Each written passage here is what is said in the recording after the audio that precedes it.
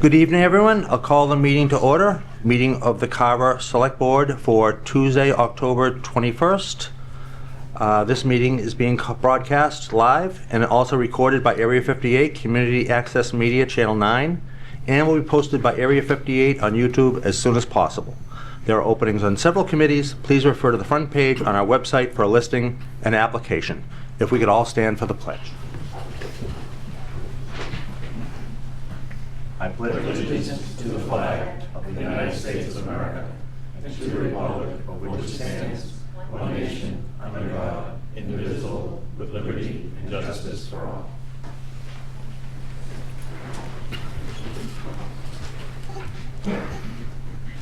Mr. Ryan, could you read our community prayer? Yes. Almighty God, humbly we pray your blessing as we concern our life with the opportunity to serve our community. Enhance us with your spirit of dignity and selflessness. May we become instruments of support and understanding as we seek to bring an environment of trust and purpose among all who provide the many services that make us all that we can become. Help us achieve the goals of our commitment in this office that is now our responsibility, and especially we lift our prayers for all the citizens of our community that we have been allowed to serve, that they may discover the fullness and joy of life that we all seek, and keep those serving in our armed forces and our first responders in our hearts and thoughts. Amen. Amen. Thank you, Mr. Ryan. All right, the first item on our agenda, as always, is citizens' participation. Are there any members of the public that would like to address the board? Yes, sir.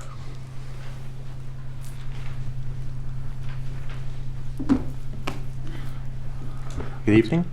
Good evening, Mr. Chair and members of the board. Eric Germain, 196 Main Street. And I realize that you have a lot of important things to do tonight, so I just wanted to take a moment to update the board. The poll hearing that was scheduled for tonight that we were going to speak at is closed tonight. It's not going to open. So we wanted to just take a moment and update you guys on a good experience that we've had with Eversource since our last hearing. So we were slated for a mid-span poll in our yard. I'm sure you all remember that. Shortly after the last hearing, we got a visit from an Eversource representative, Anthony, who is here in the room today. And Anthony, butcher your last name, so I won't say it. But so Anthony came to see me, and we had a great conversation. Basically, what we did is we kind of discussed the merits and the details of what was to transpire. And he met me at my address, and we talked about 3 different solutions to the problem. And so what he did was he went back to the decision makers at Eversource and presented those 3 solutions, and they chose one that kind of was best suited for both of our needs. And so Anthony brought a team of Eversource folks out to our property, probably a few days later. A whole team of people, 7 or 8 people, Anthony, I think, came out. And at that point, my neighbor, who might speak also, we all met. 200 Main Street is my neighbor, and we were both affected by the same mid-span polls. So the team, we went through all the details of what it would take to accomplish not putting a pole there. We came to a resolution that they're going to actually put taller and beefier poles in the locations of current poles, so there'll be no additional pole in front of our address or my neighbor's address, which is obviously one of the, that's the result we were looking for. So we're very pleased with that. I can't say enough about Anthony. When you feel like you're fighting City Hall, when you talk about a big utility company, and he came, I was a little standoffish, as you would expect in the beginning, but he quickly, he meant no harm. He was there to do good. He's a great representative for Eversource, I'll definitely say that. Went out of his way to make me feel comfortable. Again, when someone comes at you, your natural reaction is to be defensive. We took that wall down quick, and we came to a resolution. Very happy with it, and so we'll see how it goes. I'm sure Eversource is going to stand by their word, and we made some compromises. There's some trees that probably I wouldn't have agreed to have come down in a perfect world, but it is what it is. I mean, they bent on their end, and we're going to allow some trees to come down so that they can do the work that needs to be done and it be safe. So we're in a good spot, and I just want to let the board know that we had a good experience. It didn't feel like it was going to be so good when we spoke initially, so that's where I'm at. Any questions? Any questions for me at all? No? Thank you. Thank you. Right, thank you. Appreciate it. And thanks, Anthony. All right. Is there anyone else that would like to address the board? Sir? Chairman, Board, Josh Rashid, 200 Main Street, neighbors to Eric. I just want to actually commend Eversource for coming out and working with us. As Eric said, we didn't think it was going to be an easy battle to deal with, and it was very simple and straightforward. They made a suggestion, it worked for both of us, and I just want to thank Anthony for working with us and making it a easy process, and just wanted the board to know how awesome Eversource was for this. Thank you. Great. Thank you. Thank you. Thank you. All right. Is there anyone else this evening? All right. Seeing none, we will move along to our next agenda item, which is the appointment of Brandon Rudolph to Sergeant. Chief?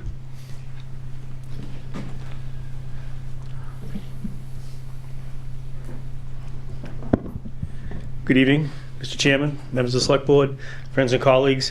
Tonight I'm going to ask the Honorable Select Board to help us continue to move our police department forward in a positive direction.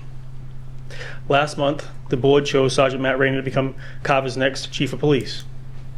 This decision, along with several upcoming retirements, will open up opportunities for promotion within the department. Tonight, I'm here to recommend one of our officers for promotion to the rank of Sergeant. Sergeant Matt Rayner is currently working alongside Deputy Chief Sarmento and I to learn the ropes before he officially becomes the Chief. A sergeant position becomes vacant with the promotion of Sergeant Rayner to Chief. Additionally, Sergeant Rizzuto is scheduled to retire next May, opening another sergeant position. I am recommending to the board that we promote Officer Brandon Rudolph to the rank of Sergeant. Doing so will afford him the ability to work with our senior sergeants and learn his new role before their promotion and retirement in a similar manner that Sergeant Rayner is currently doing before he becomes Chief. We have not had this ability in the past, and we are very fortunate to have it now. Officer Rudolph grew up in Carver, graduated from Carver High School in 2014. He has a bachelor's degree in criminal justice from Westfield State and was once an intern with us. He began his police career with the Carver Police Department on September 10th, 2018, when he entered the Plymouth Police Academy, which he was very successful at. In the past 7 years, he has grown into a well-respected police officer, both within the department and our community. He is married to Sandy and his young daughter, who are here tonight with him. While there is a cost to taking this action, other retirements this year will help to cover that cost within the confines of the budget. And it is my recommendation that the Honorable Select Board promote Officer Brandon Rudolph to the rank of Police Sergeant within the Carver Police Department. All right. Thank you, Chief. Are there any questions from the board? If not, is there a motion? So moved. Second. We have a motion and a second. All in favor? Aye. Aye. Opposed? It is unanimous. Congratulations, Sergeant. Thank you. Thank you. If I might, could I have his wife Sandy come up and pin his badge on him, and then we'll ask the town clerk to swear him in, if that's okay? Absolutely. Thank you. Absolutely.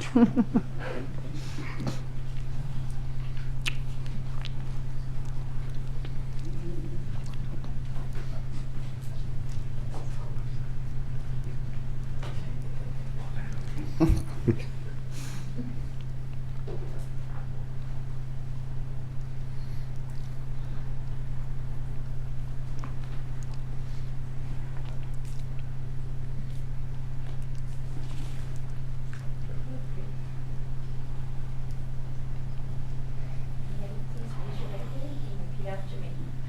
I state your name, please. Brandon Rudolph, Do solemnly swear do solemnly swear that I will bear true faith that I will bear true faith and allegiance and allegiance to the United States of America to the United States of America and the Commonwealth of Massachusetts, and the Commonwealth of Massachusetts, and will support and will support the Constitution and laws thereof.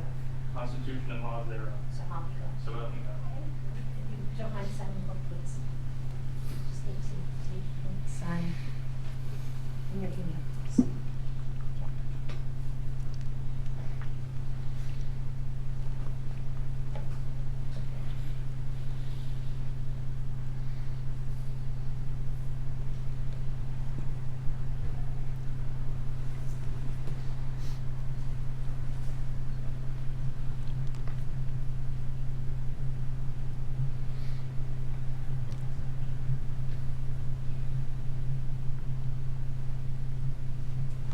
Thank you. Congratulations.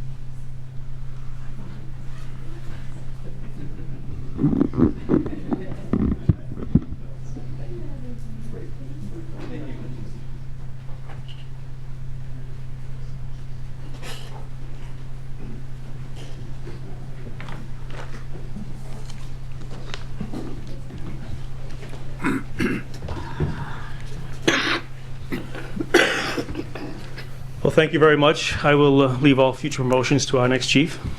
And move on to our next point. All right, yeah. Next, we have a recommendation for the appointment to special police officers, a number of individuals, Sherry Sarmento, Linda McGuire, Charles Armanetti, John Walczek, Patrick Sterling, Nuno Medeiros, Mark Blaunen. I hope I got that right. I apologize if I didn't. Thomas Flood, Daniel Basari, David Kaiser. Chief? Thank you again. This is obviously an unusual request. We're actually talking about a large number of special police officers. So if you could just give me a moment, I'll speak to that and answer any questions you might have. Absolutely. So, good evening. I'm going to ask the board to appoint several additional special police officers. As we have discussed in the past, special police officers bolster the number of officers who are available to work police details, controlling traffic at road construction sites, or providing security at the fair. In addition, they can assist by watching arrestees in the cell block or in the hospital when needed. My first request would be that we appoint retiring Deputy Chief of Police Sherry Sarmento as a special police officer.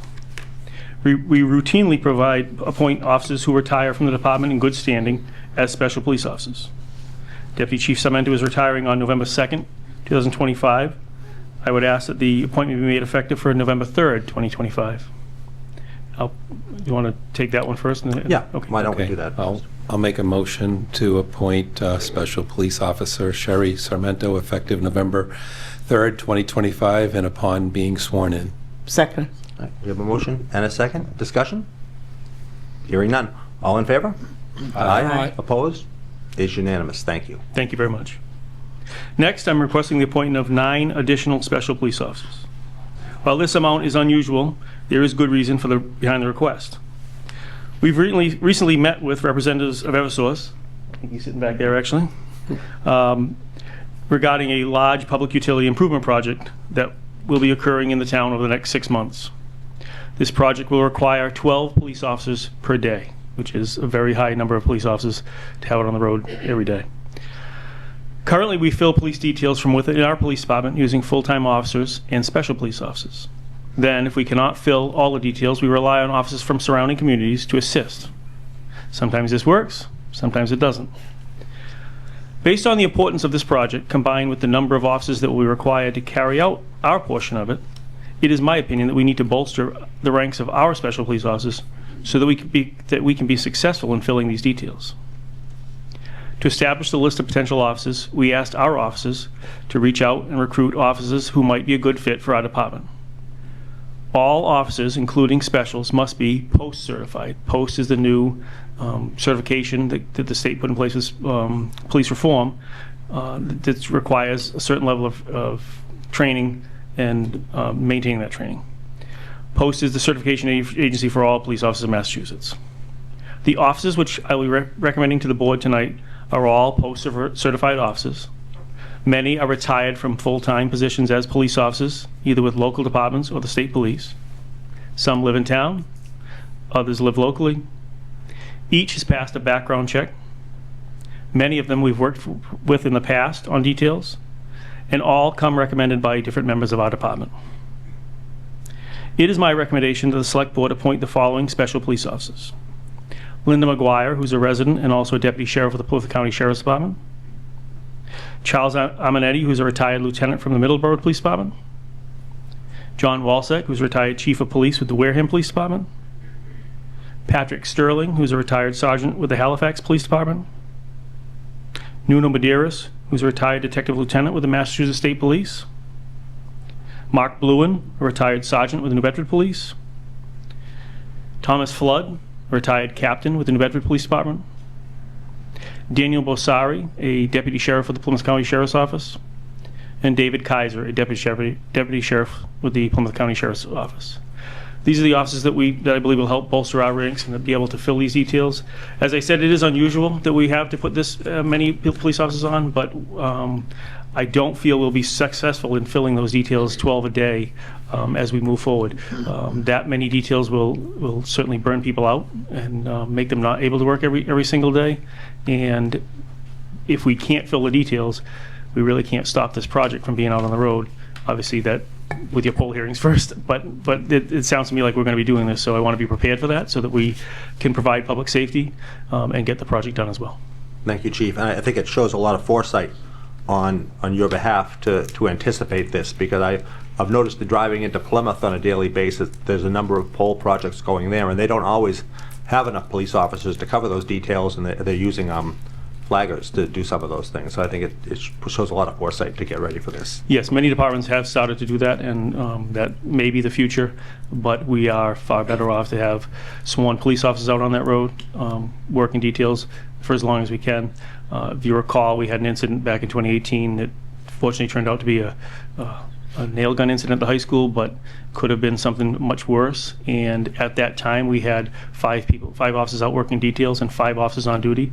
So within 30 seconds of that coming in, we had 10 police officers responding to that situation. Had it been what we thought it was, we had 10 police officers instead of 5. Thankfully, it didn't turn out to be that, but it certainly bolstered our ranks in town on that day, and this will do the same. And just as a point of information for the general public, when the officers work these details for Eversource is paying that. That's correct. This is all paid by, yes, yep. This is all paid by Eversource, and our special police officers buy their own uniforms, required to attend their own training on their own time. There is a cost of us tying them into our detail program that pages out the details, but it's a very minimal cost for this as we move forward. Okay, questions at the board? Mr. Rowe. Questions. So would the term be effective June 30th? It ends? Yes, we appoint special police officers for 1 year, and they all expire on June 30th, and then reappointment happens at that point. Okay, and then the second question is, you can use these offices other than details, and if you were to, would you have budget to cover that also? So as we mentioned, yes, so we would probably use them in a context of watching prisoners in the station or at a hospital, something like that, and yes, we would be able to afford that in the overtime budget. All right. All right. Anyone else? Mr. Hoffman. Just curious, how many special offices do you have now? Currently we have 8. 8. This will bring it to 18. I mean, sorry, 17. 9. Well, no, 18 because we just put in Sherry as well. Sorry, my math is. I'm getting old. I got to retire. All right. Okay. Make a motion. Anyone I else? guess. All right, Mr. Ryan. I'll make a motion to appoint special police officers Linda McGuire, Charles Armanetti, John Walsek, Patrick Sterling, Nuno Medeiros, Mark Bluen, Thomas Flood, Daniel Bossari, and David Kaiser, effective upon being sworn in. Second. We have a motion and a second. Any further discussion? Seeing none. All in favor? Aye. Aye. Aye. Opposed? It is unanimous. Thank you very much. I appreciate Chief. it. Thank you for your help. Appreciate it. Thank you. All right. Next this evening, we have a discussion and possible vote. We have a public hearing for Carver Gas Corporation located at 249 Tremont Street for a new license for an off-premises Section 15 package store wine and malt beverage license. Is there anyone here from Carver Gas? Welcome. Thank you. Hi, You could Jessica just Nassif. introduce yourself for the folks at home? Jessica Nassif. So, do you want my home address or the Either, location? well, before we do that, is there a motion to open the public hearing? I'll make a motion to open the public hearing for Second. the Carver Gas Corp. All right, we have a motion and a second. All in favor? Aye. Opposed? It is unanimous. Thank you. Yeah, just your home address, please. So Jessica Nassif, 33 Stockbridge Road, Hanover. Okay. Thank you very much. You tell us a little bit about what you're doing here?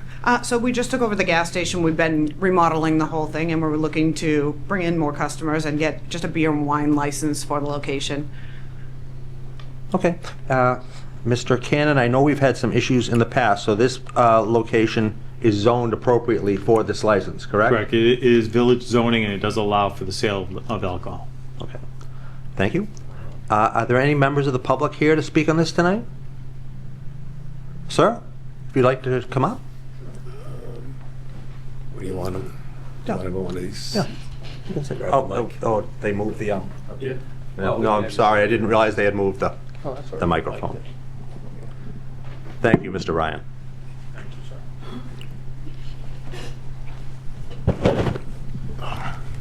My name's Joe Mix. I live at 251 Tremont Street, right next door. And you know, the way we look at it is, if they can, you know, improve their business with a beer and wine license, we don't have a problem with it. They've been very, very good neighbors since I've taken over. You know, talking to other neighbors, we haven't had any, you know, any bad, you know, anything coming out of it. So basically, I'm in favor of it. My wife is in favor of it. I don't know anybody that, you know, says nay. So if it brings them a little bit more business and it keeps them afloat, then you know, I'd say, hey, go for it. Appreciate you coming in this evening. Thank you. Thank you. Thank you. Yes, Mr. Ryan. Just a couple of comments. So this is a carry-off. It's not on premises, so people understand it's a license to sell wine and malt that would be taking off premises.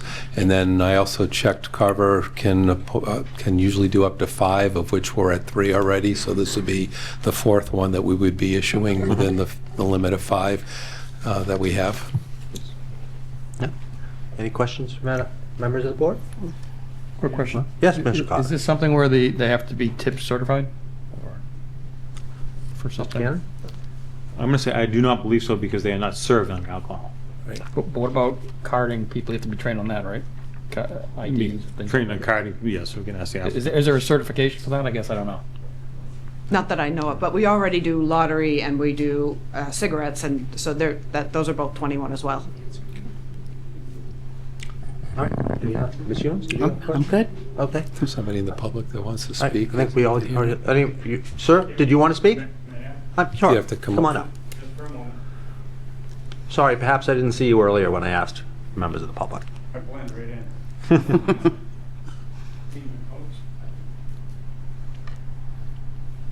Thank you. I just have a question. If you could just introduce yourself. for folks My name that- is Royal Randall. I pastor the church which abuts the gas station from behind on Church Street. There is an awful lot of foot traffic now. We're finding bottles, nips, empties, and everything around the back of our building. My ask would be if there'd be some way to have you put security cameras facing, you know, around the buildings. We've already been approached by the police department since the shooting happened a month or so ago, because we have security cameras. We've since repositioned them and reprogrammed them so that we can tape things that go on in the street that pass in front of ours. With the potential increase in foot traffic, that's the only thing that I would like to note, is if there's some way that you could tell us that you would put some sort of security out there, that we could be able to have a little bit more eyes 24 hours, you know, because part of it's a problem. We can't cover everything, but from your vantage point, working to the street back, camera on the back of the building would probably fit that bill quite nicely. And so just to let you know, since we cleared that whole area out, we noticed all of that. I think a lot of that was probably previous, so we're trying to keep that area more maintained. Yep. And we did already install a couple of cameras. I will have to double check and see how much of that area is covered, but I don't have a problem adding an additional one if you'd Yep. like. Yeah, just some sense of, you know, I don't want that increased foot traffic security either more beyond than what the we other. have, because we can't cover it all. I don't want to put them in the back because it'll face their stuff and they want their privacy. But, you know, if we could have some sort of extra eyes in that Absolutely. area, that would be awesome for us. Definitely. That's all. Thanks for stopping in this evening. Thank you. Thank you. All right. Are there any other members of the public? All right. Seeing none, is there a motion from the board? I'll make a motion to approve the license for the off-premise wine and malt beverage for Carver Gas Corp. at 249 Tremont Street. Second. We have a motion and a second. Any further discussion? Hearing none. All in favor? Aye. Aye. Opposed? It is unanimous. Thank you. Is there a motion to close the public hearing? So moved. Second. Motion and a second. Discussion? Hearing none. All in favor? Aye. Aye. It is unanimous. Thank you. Thank you for coming in this evening. Congratulations. Congratulations. Congratulations. All right, next, we're getting into, we have a number of poll hearings originally scheduled for this evening. Some have been canceled, some are not canceled. We had one scheduled for 6:15. That was a poll hearing for N-Star Electric Company, doing business as Eversource Energy, and Verizon New England, Fosdick Road and Beaver Dam Road, to install 10 joint-owned poles in right-of-way plan number 169-27922, dated August 26, 2025. That poll hearing has been canceled. We also have one scheduled for 6:20.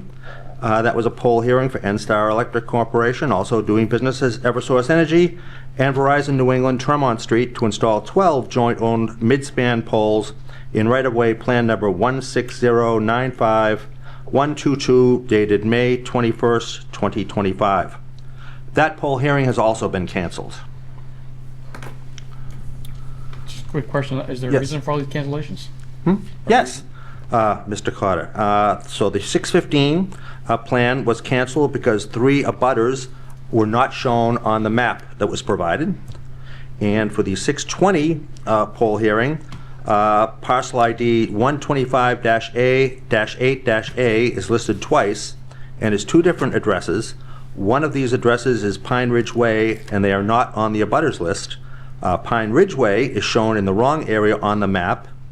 Several abutters listed are not shown in the map, and parcel ID 128-6-0 is listed twice with 2 different descriptions. And if you don't need to write all those Yeah, I down, couldn't we can write it get all you a down. copy of I those get the issues point. if you need them.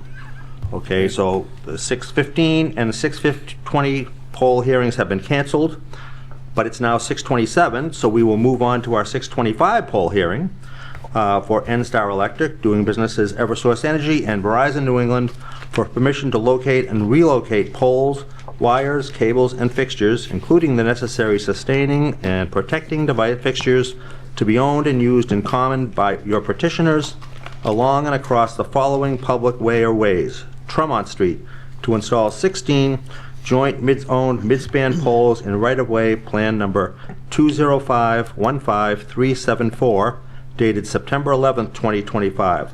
Also, that permission be and hereby is granted to each of said companies to lay and maintain underground cables, conduits, wires, vaults, and necessary equipment in the above or intersecting public ways for the purpose of making connections with such poles and buildings as each may desire for distributing purposes. Make a motion, open the hearing. All right? Second. We have a motion and a second. All in favor? Aye. Aye. Opposed? It is unanimous. Thank you. Welcome back. Good evening, Julie Longa from Eversource, and as stated, we are requesting 16 joint-owned mid-span poles in the right-of-way on Tremont Street. Requesting these new poles because we're adding new circuits to support upgrades. There's a demand on the grid and also the increased solar capacity per the DPU requirements. All poles have been staked. I was out in the field and made sure of that myself. And, we are requesting these mid-span poles. All right. We also have John Woods here tonight from our Public Works Department. John, I'd ask you to come up and join the board for the next few agenda items.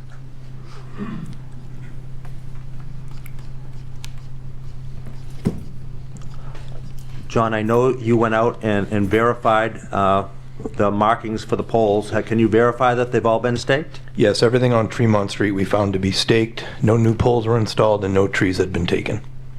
Okay, thank you. Are there any members of the public here tonight that would like to speak on this poll hearing? All right. Seeing none, I'll open it up to questions from the board.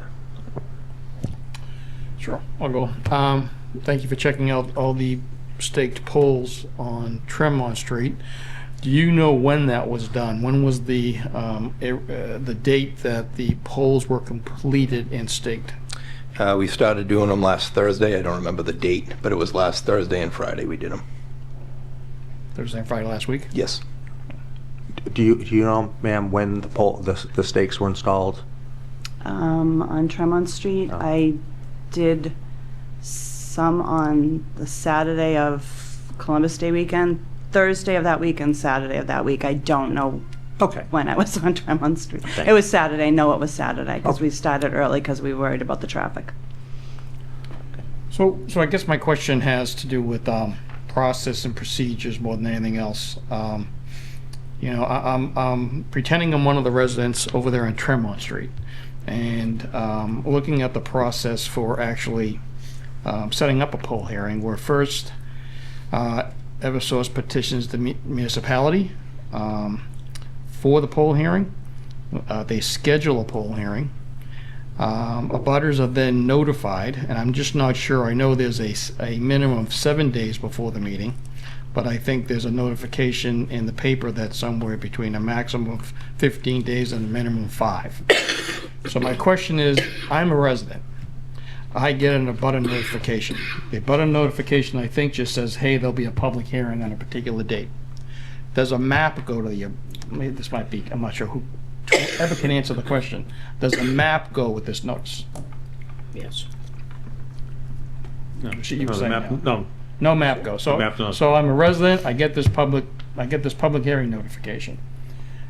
Nothing's staked, or we don't know when they get staked, but nothing's out there, I'm assuming, at this particular point in time. It's my responsibility now to do what?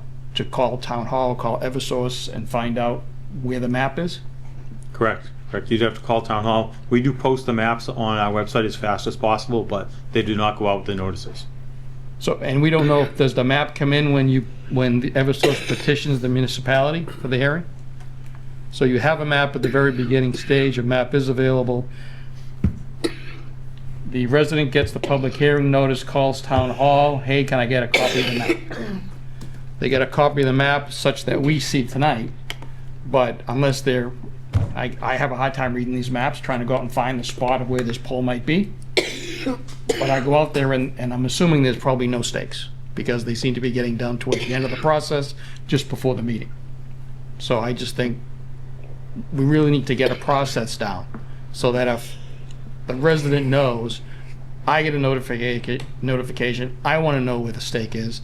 Not a lot of residents come to these meetings, so I got a question with regard to, do they know how this is going to affect them? You know, is the pole going in front of their house, near their driveway? We already had a resident come in because they took the initiative to find out where this pole was going to go. So I guess I'm saying is, shouldn't 7 days before a meeting, all poles be staked and residents notified so they can actually go out to their property and look around and see where this pole is going, then to turn around and say, hey, I've got a problem with this, and come to the meeting to discuss it? Does that make sense? I know in other towns, my information's on there, and I get calls from people, and I will meet anybody out in the field at any time, if they have a question or they don't like where the pole's going. You know, we're always willing to work with the customers and, you know, find out their concerns. But I notice on the notices that you send out, there's my contact information is not on there. So they're going through the town, and then a lot of times we don't hear from them until it actually happens at the public hearing. Mr. Cannon, can we amend those notices that we send out to include Eversource's contact information? We certainly No can, one- and we're even talking about changing the process now. As you see, there's multiple maps here. We're going to check the maps and the abutters list before we schedule a hearing. One thing I could say too, and speaking to Mr. Carter, I recently heard of Eversource going out and marking in the street where the new pole location is. And now if that's something that could be part of the process also. I think Mr. Woods will attest to tonight, there are multiple poles staked and one stake was missing. And we suspect that maybe somebody took the stake, right? You know, it's kind of easy to do, right? Stakes easy to remove. But if there's a paint in the road, and you know this was marked as new pole with an arrow pointing into, you know, where it's going to go, that would assist. That's something you can't, you know, just pick up and walk away with. So I don't know if that's something that we could make part of the process too. We would do that anyways for Dig Safe, because they have to go out and do it, so a lot of them might say DS in front of it for Dig Safe, so we did do that as well. So you're saying that was done for this particular hearing? Yes, we staked them and marked on the ground.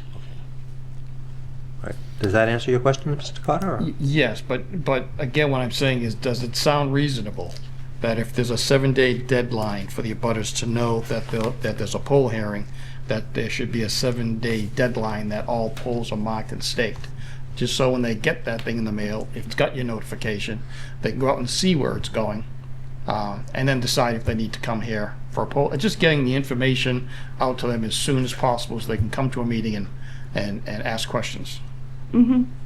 And not to monopolize the time, one last question on this. Is this list that you're getting here of all these abutters, do you get this from the town's tax database?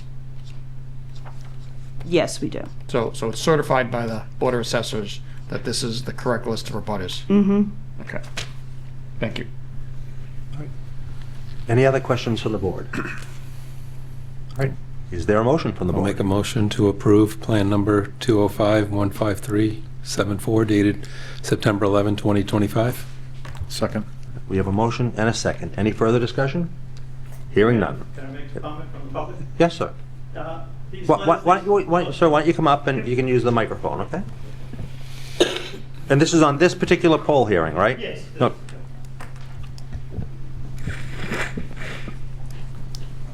Yes, Chuck Meredith, 93 Tremont. I received one of these letters, and it's so vague.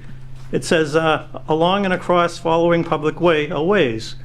I would think with today's technology, you could send a little map, off of Google Maps or something saying, hey, these are the 5 or 6 lots you're gonna go by, where are the poles gonna go? It's so vague. Tremont Street's a long street. Yes, it is. And more people would be involved if they had a little information. Thank you. No, you're absolutely right. Thank you. Did they mark the poll, and did you see where it was actually going? That's what. Well, I don't know the area they're speaking about for this particular hearing. I noticed on Tremont Street, there's many poles with X's, which look like older poles that they might replace. But I don't know if they're gonna go down, as they say here, down public ways or right-of-ways. So just a curiosity question that could be so much clearer for people in the town. Okay. Right. Thank you. Thank you. Okay. Sure. If you come up, please, and use the microphone. Sorry, Mr. Cannon, could you get another chair? Or is She's got it. So for the record, my name is Terry Forsanger. I'm the Supervisor of Rights and Permits. Can you pull the microphone really close to you so you can be heard at home? Oh, I'm Yeah, sorry. pull right You into can't hear me. Is this better? Yeah. For the record, my name is Terry Forsanger. I'm the Supervisor of Rights and Permits. Julie is on my team. We followed the protocol that is governed by the state statute. It's the town that provides notification. That's what the law says. And if the town seeks to change that process, then certainly, by providing maps, or if the town is asking us to stake out poles 7 days before prior, we can certainly build that into our schedule and do that. This was not communicated to us prior. Certainly we'll work with the administration on how they want to see plans and maps and what have you, but we followed the typical process that we have historically forever. This is the process. We submit the plans, we submit the petition, we wait for a hearing date, the town posts the notice, they print up the notification and notify the abutters. And so if there's a change, we'll certainly take that back and we'll build that into our plan. So I just wanted you to know that. Thank you. And Mr. Cannon, I would suggest that you get together with Mr. Woods, whatever representatives from Eversource you should, and let's develop a more comprehensive plan to get as much notification out to our residents as quickly as possible. Yes, So, we will. Okay. Thank you. Thank you. Anything else from members? Yes, ma'am.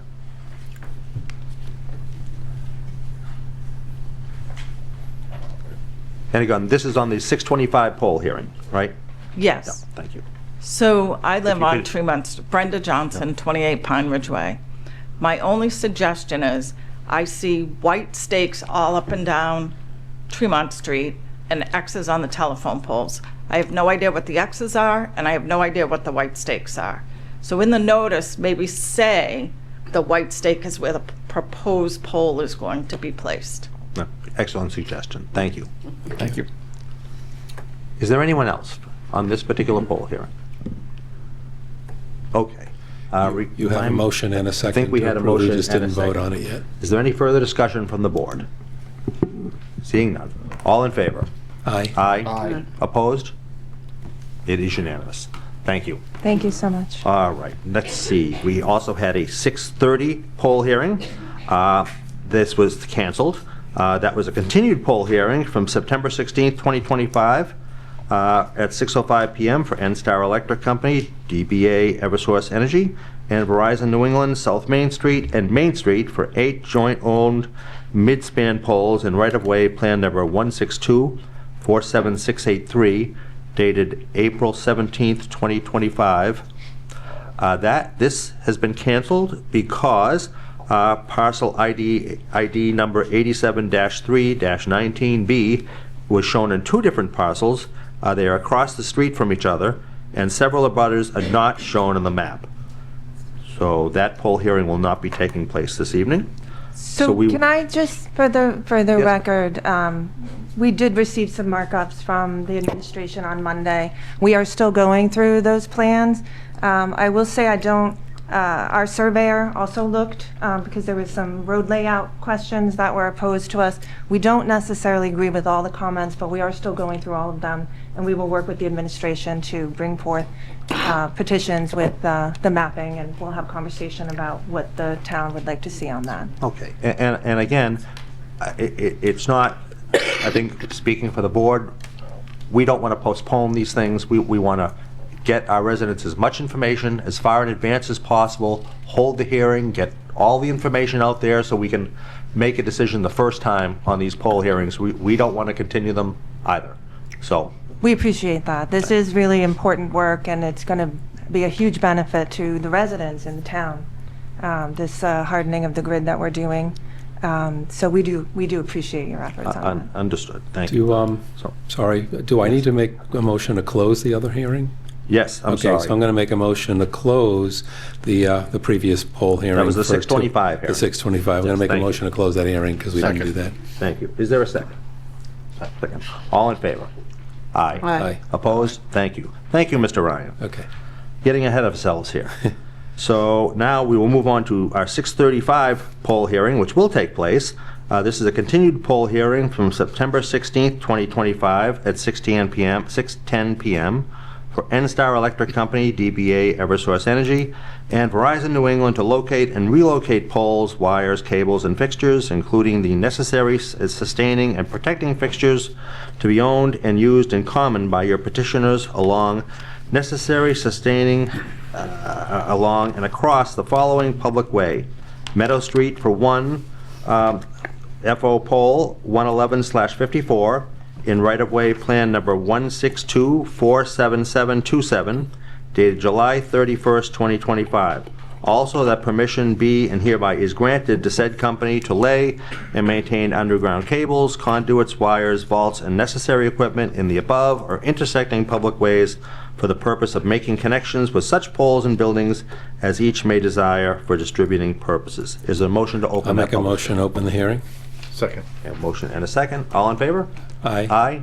Mr. Opposed? Chair, I'm going to Yes. recuse myself from this. Thank you, Ms. Jones. All right. So, again, we're asking for one fully owned pole, 111/54 on Meadow Street, mid-span pole to support the work that we're doing. Okay. Is there anyone from the public here to speak on this poll hearing this evening? Anyone at all? Seeing none, I'll open it up to questions from the board. I'll make a motion to approve plan number 162-47727 dated July 1st, 2025. We have a motion. Is there a second? Second. We have a I motion. just have and a quick question. Yes, Mr. Hoffman. So why was this continued? And why was this continued, I guess, is the first question. To stake it. That was continued from the last, remember we had those 4 public hearings? Previously, they were all continued, but the locations weren't staked. Okay. So the reason they would continued has been taken care of? Yes. Yes. Mr. Woods, again, you can... Yes, it's been staked, no new poles been installed, and no trees have been taken. Okay, perfect. Thank you. Okay.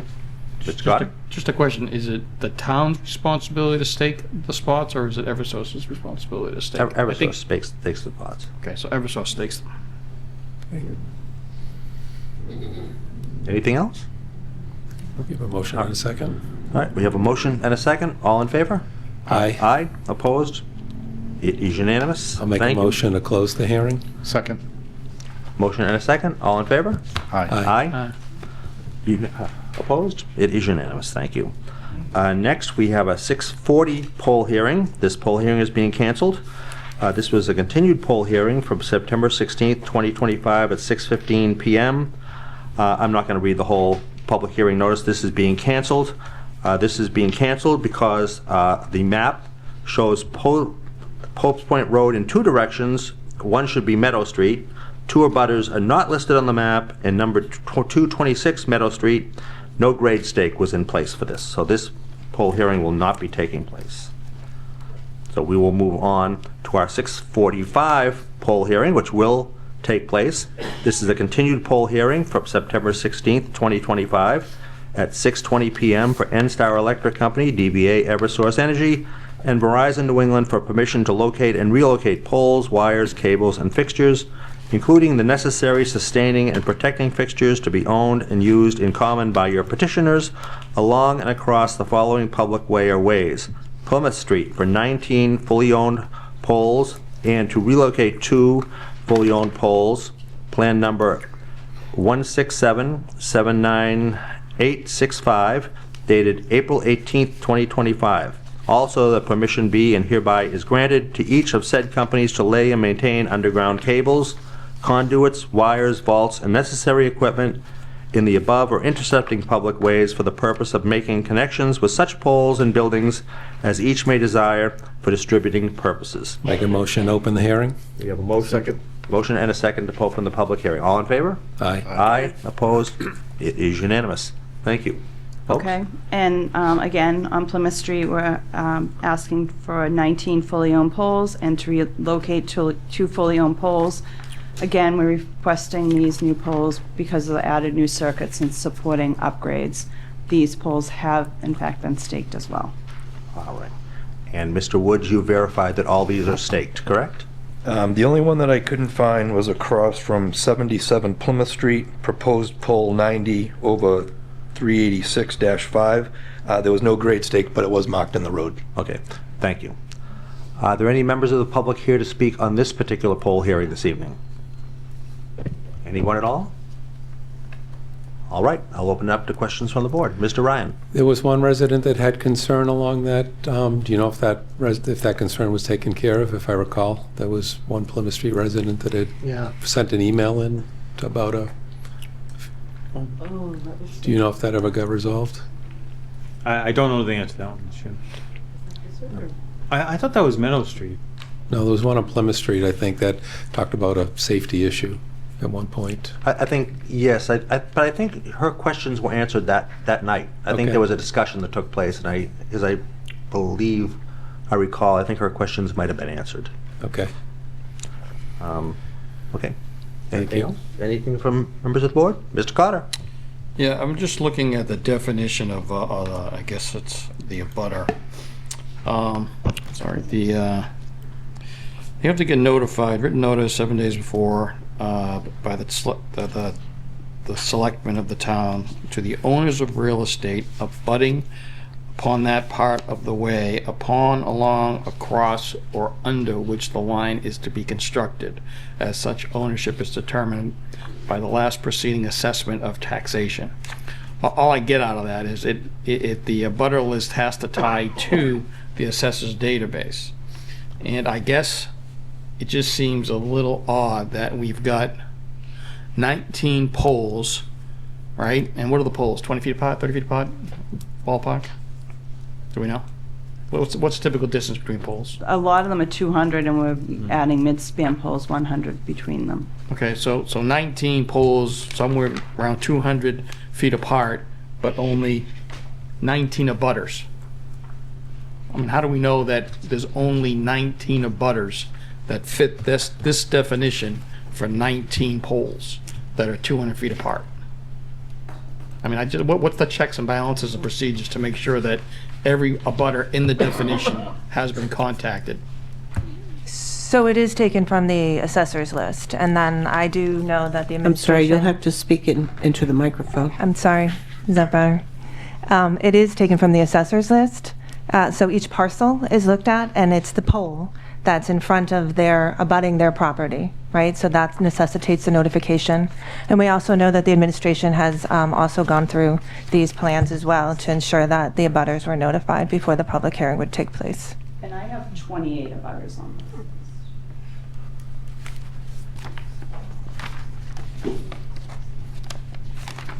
Another one. I get. There's like 15 out. Yeah, I have 6 pages of abutters there.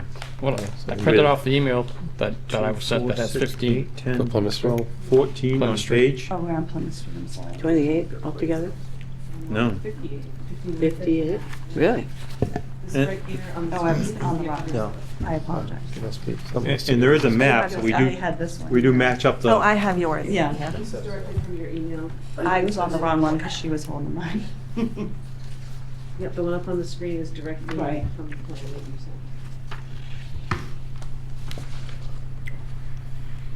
sent.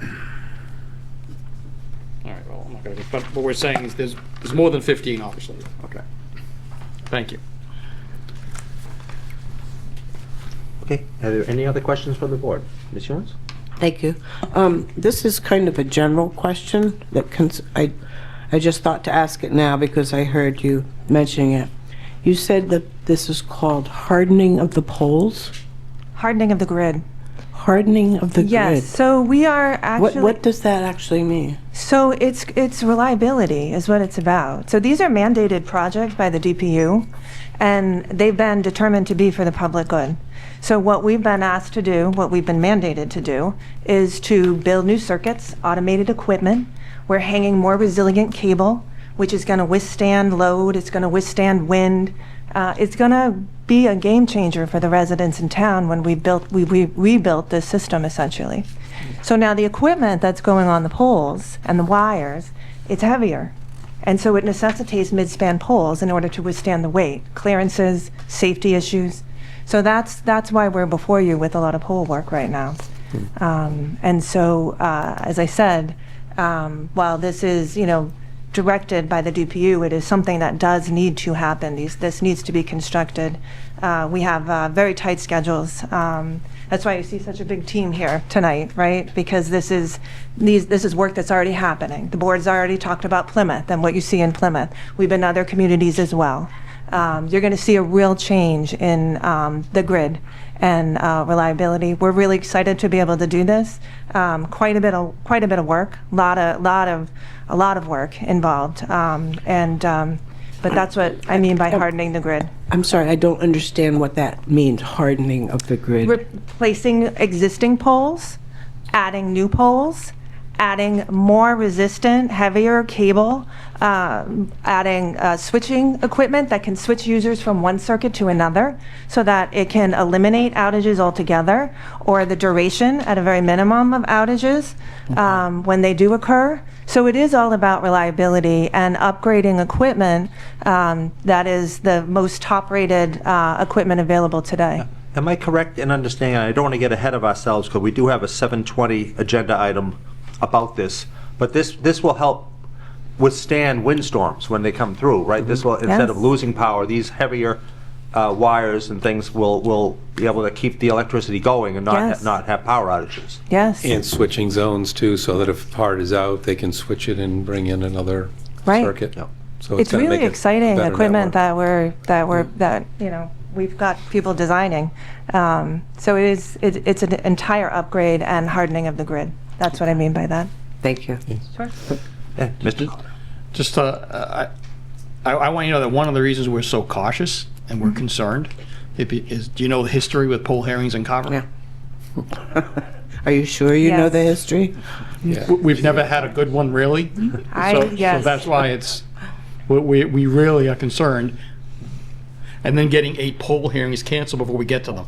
So our alarm is up when we have to deal with a poll hearing, making sure that everything is correct. Right, we understand that, and we do want to partner with the town in this work that we're doing. That's so important to your residents. It's equally important to all of us, and we want to do it right. Mr. Hahn, we have had some successful. We have. All Is right. there any other public comment, or we? Is there any? We Yes. do have one more? All right. I was going to make a motion, but I saw one.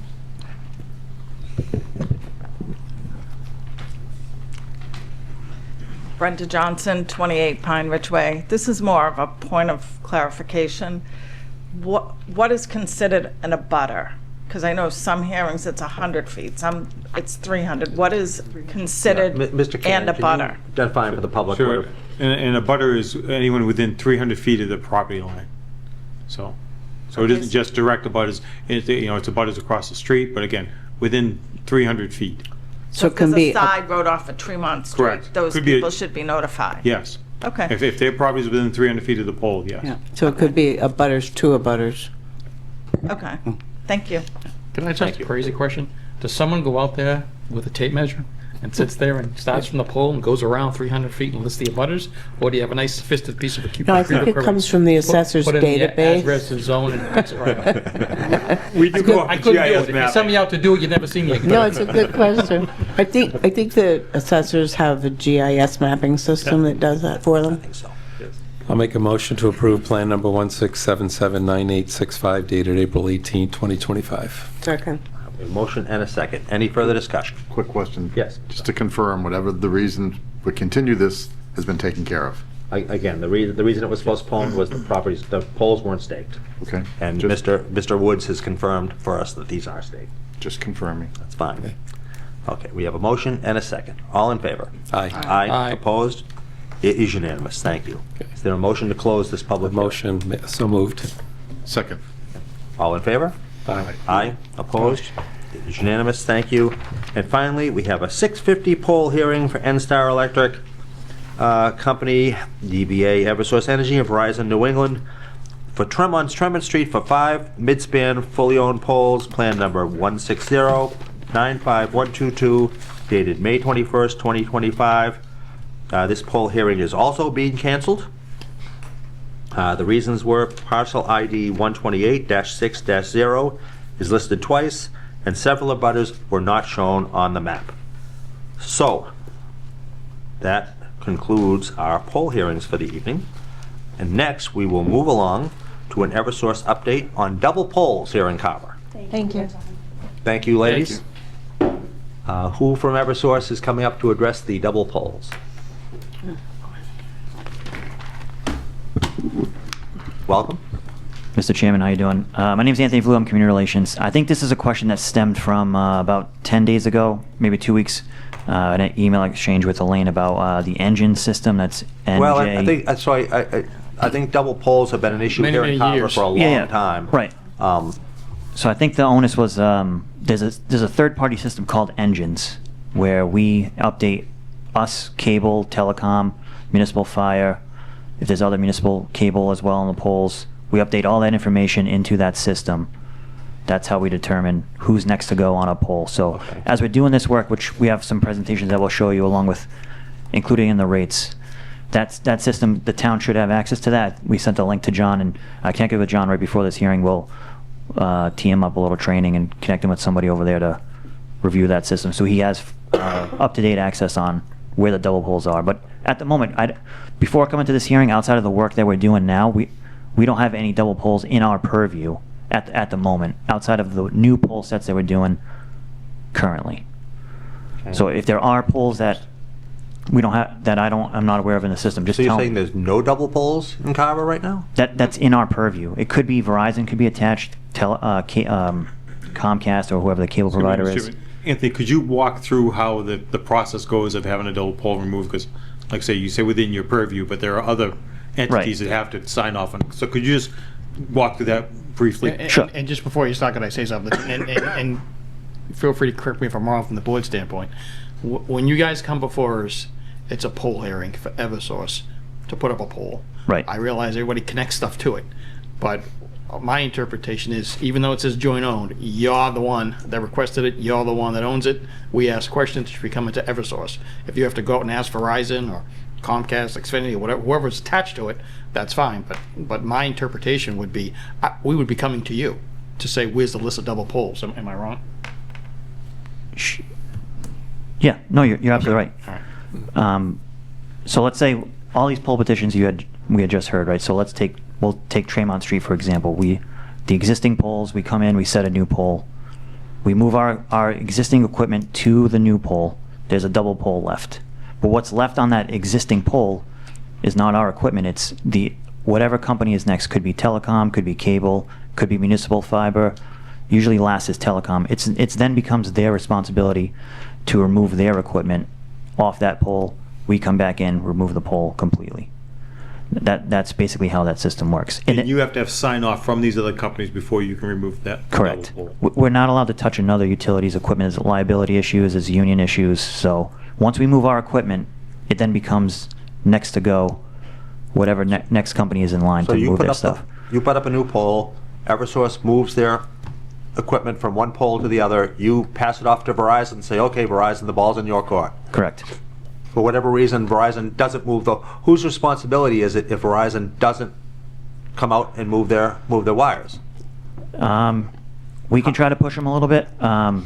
It's a different company, so we can't really tell them, hey, you got to do this tomorrow. But is there follow-up if 30 days goes by and Verizon you haven't got something back from Verizon saying, okay, we've done our part? How does that follow-up work? Yeah, we can follow up. We can work with the town to also follow up, put some pressure on the next to go, whomever it may be, to remove their equipment. It can be a lengthy process, right? But I'm happy to keep the dialogue open with the municipality to get it done. Mr. Ryan. So for this project that you're doing now, you're going to be putting a lot of mid-span poles in and maybe replacing poles? Are they also going to be coming along and moving their stuff onto those mid-span poles too?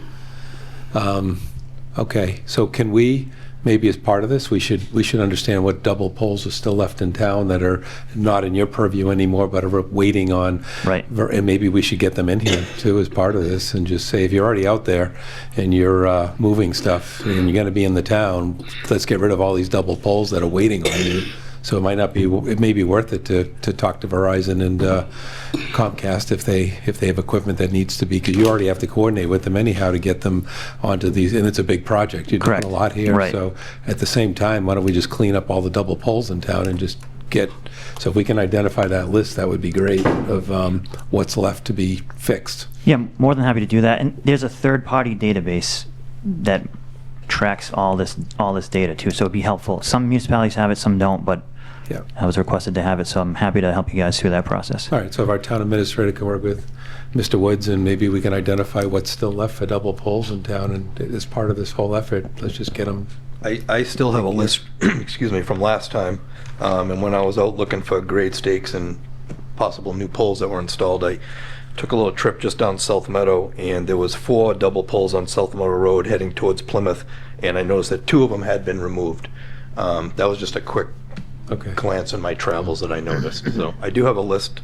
I forget when the last meeting was about it, but I do have a list of existing poles, double poles, and I'm pretty sure I gave that to them. You may have that list also, but if not, I can give it to them. Right. So one clarification on that, the way I understand it too is that, to Glenn's point before, if, let's say the telecom company is the last one, so in that database, if they don't enter the data that they removed their equipment off pole 1, 2, 3 over 10, we have no idea that it's ready for us to pull it, right? So it's dependent on that data too.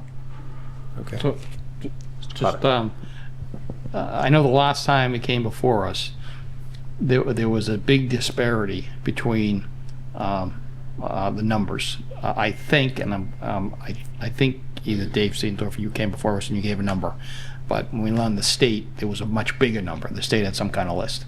And then someone said, does it include developments? Does it include all these other things?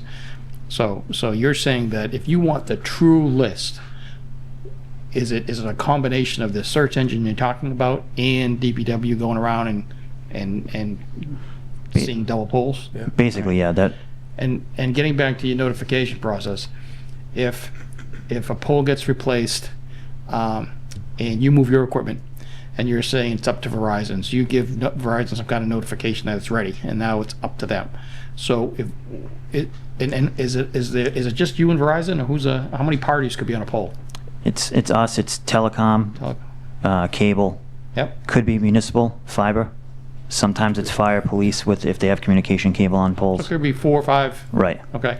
So In order to Streetlights. get those switched, is it the town's responsibility to hound the Verizon, the telecom, this and that, and everything else to get that over? Is that the way it's supposed to work? I think it's a process that we're all involved together to try to get it accomplished, right? Because it doesn't do us any good either if these poles are lingering around for a long time. So if we can be helpful pushing some of the other utilities on those poles, yeah, by all means, let's work together to get it done.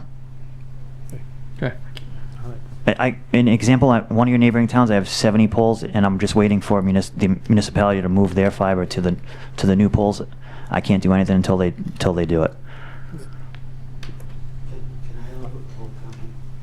You have to come up to the mic, sir. This is not a But it's public, not a this is hearing. not a public hearing, sir. She's with Eversource. Oh, certainly, come right up. Come on.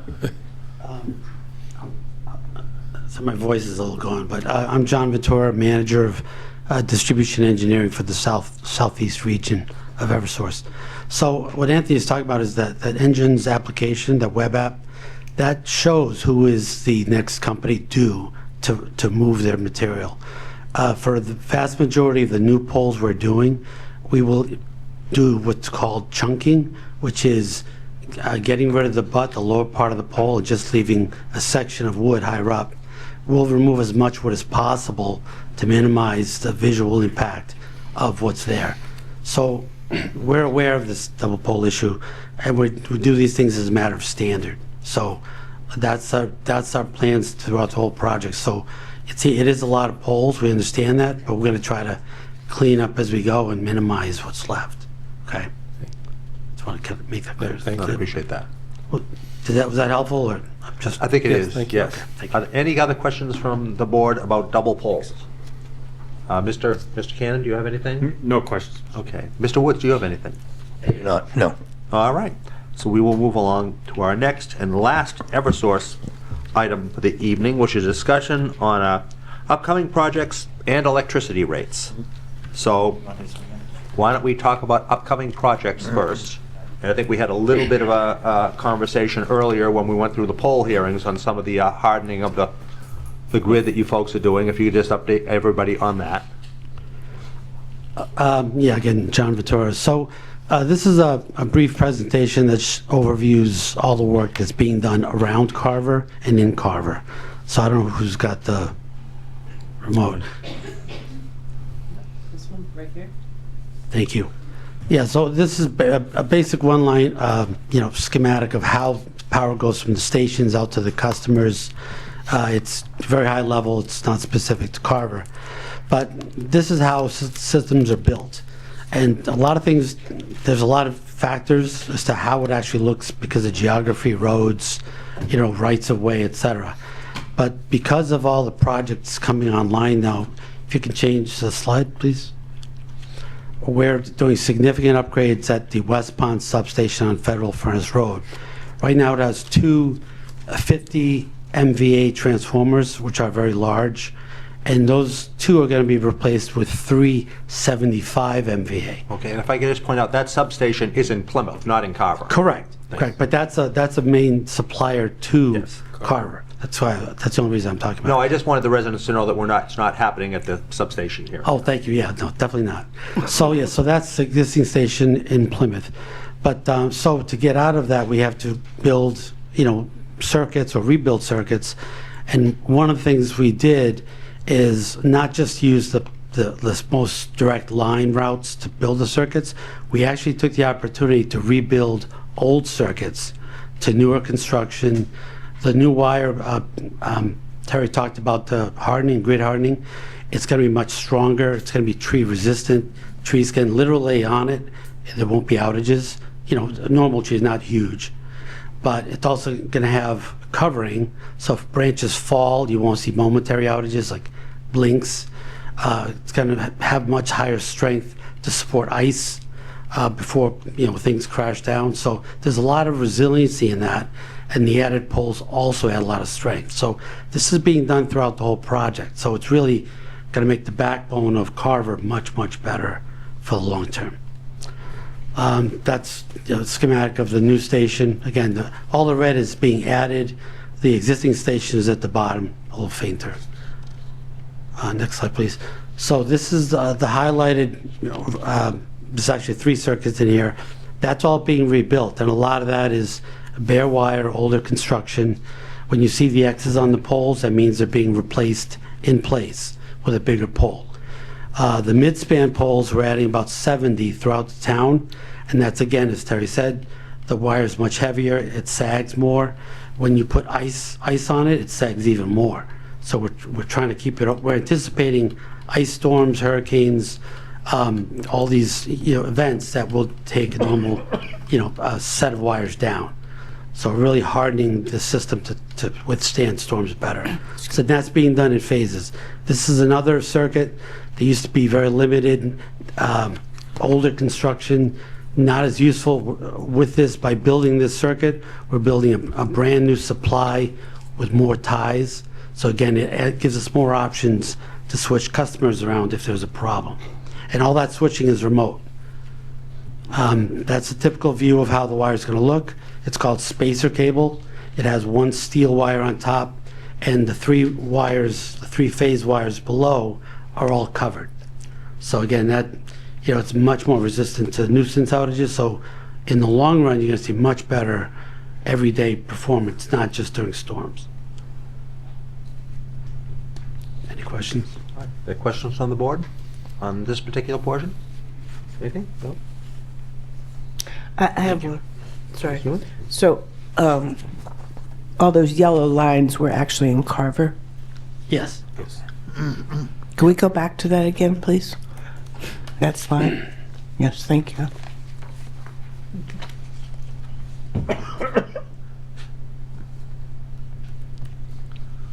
I can add just a bit of color to this too, more color than yellow. So along these lines are those new solar farms. So these are being built, they go by them. In some cases, we'll extend past the solar farm to get to a better tie, which makes more benefit for the town. So these will all serve the new customers that are planned to be built, but they'll add additional benefits for the town. That's why there's a cost sharing between us and the solar developers. Eversource is paying almost half of this, if not more, and the solar developers are paying for the rest. And all those areas in yellow are getting the upgraded wiring? Yes. New wire, new poles, yeah. So we're killing two birds with one stone because a lot of those poles are in tough condition. You folks know, you see it every day. So the wire's old, the poles are old. It's going to be all brand new ready. And the new design also is actually designed for more ice coating than the old design. So it's, again, the resiliency is going to be really, really substantial. All right. Thank you. So I'm kind of extrapolating a little bit here, but so essentially what you're saying is because you're upgrading the line to connect with more of these power sources, the solar farms and so on, that will probably lower our distribution costs, right? Because if you have more supply, it doesn't cost so much to bring it in from far away. We have it right here in Carver. That's a great question. Let's get that in writing. But I can't speak to that because that's not how the billing and revenue works. Well, maybe somebody can speak to the distribution costs. That would be nice. Costs and other costs, but I know just the guy sitting here right now. So can on the next section of our agenda where we discuss electricity rates, are there different folks from Eversource that are going to discuss that? Thank you. Just before we do that, are there any other questions from the board on these upgrades? Anyone? Okay, thank you. Thank you. So it seems like the perfect time to move on to our discussion of electricity rates. And I guess we need one more chair at that table. And if you folks could just introduce yourself for the folks at home. Good evening. I'm Doug Horton. Can you hear me? Yes. Doug Horton. I'm the Senior Vice President of Regulatory and Financial Planning for Eversource. All right. And John Caldwell, Manager of Community Relations for Eversource. All right, great. Thank you for coming in this evening. Thank you very much. Why don't we start with Ms. Ewan's question and move on from there. Would you like me to repeat it? No, I understand the question. Okay. I might be able to better explain it, address it specifically after some of the slides. I'm not trying to skirt the issue, but it might just be a little easier to address. I won't forget the question. No, don't worry. I'll get it out. Is that okay with you, Ms. Ewan? I'm fine with that. Okay, thank you. And I think just as intro, I'm here to answer exactly questions like that. I think this stemmed from a general interest in utility rates and some concern over high bills. Certainly, we heard a lot of got a lot of feedback from our customers last winter, in particular, on the gas side of the house. And so we've been doing a lot of outreach and trying to educate our customers. And I really appreciate you all having us here so that we can, have a forum to have this discussion. But so I have a handful of slides. Please interrupt me as I go, or also tell me to hurry up if I am droning on too long. Utility rate making is very exciting for me, but I realize perhaps not for everybody. But so here, starting off with just a general visual that we try to share to explain how utilities operate. This isn't specific to Eversource. It's not specific to New England. This is how utilities operate here in the United States, which is such that we've heard a lot of discussion tonight about the need for infrastructure investment, whether it's to connect new solar facilities that are being built or to harden the grid so that our customers are able to have reliable, resilient, safe electric or gas delivery to their homes in the face of climate change, in the face of increased electric or gas usage. We have to make investments in the system and the infrastructure that serves our customers in order to meet that growing demand. And the way that all utilities operate, we tried to show on this slide, is in order to make that infrastructure investment, we have to go and access capital from debt lenders and equity investors in large amounts. We invest nearly $5 billion a year in our system. We operate in 3 states. That's not all here, just in Massachusetts, certainly not in Carver, all just in Carver. But we invest a significant amount of money on the infrastructure that serves our customers every year. And the rates that we charge our customers go to support that infrastructure investment, but the level that we're investing in the system far exceeds the level that we collect in our customer rates. And so this is just designed to show that as utilities, we're extremely capital intensive.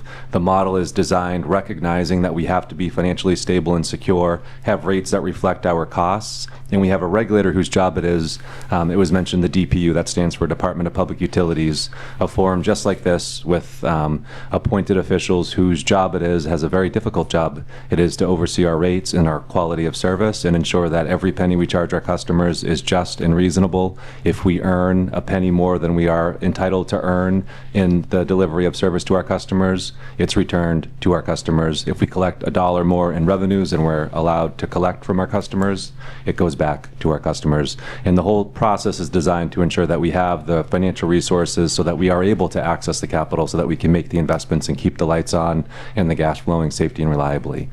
So we just start there because there's a lot of focus and attention, naturally and rightfully so, on utility rates and rate making. And this is a model that's in place, again, not here just in Massachusetts, but across the country, to ensure that rates are just and reasonable and affordable. And we can move on to the next slide. This slide is designed that it will make a little bit more sense and get to Ms. Hewen's question in a moment too, to show that well, first, and we'll see it better on the next slide, there are a lot of charges that flow through your utility bill. One of them is the delivery, the infrastructure that we are responsible for owning and operating and maintaining. We're responsible for the grid here in Carver and in the areas of our service territory across Massachusetts. That's regulated by the state regulator, the Massachusetts Department of Public Utilities. That's the distribution system or the delivery charges. We also are responsible for the transmission system that crosses state lines, which is regulated by the federal government. But there are other charges, which you'll see in a moment, for public benefits programs or for the supply of the electricity that actually keeps the lights on. We don't generate the power. We just own the infrastructure that brings the power from the generating facility to a customer's home. And so this slide is designed to show that our delivery rates, we have here in New England the unfortunate distinction of having some of the highest electric rates in the country. Again, not just for Massachusetts, but in New England.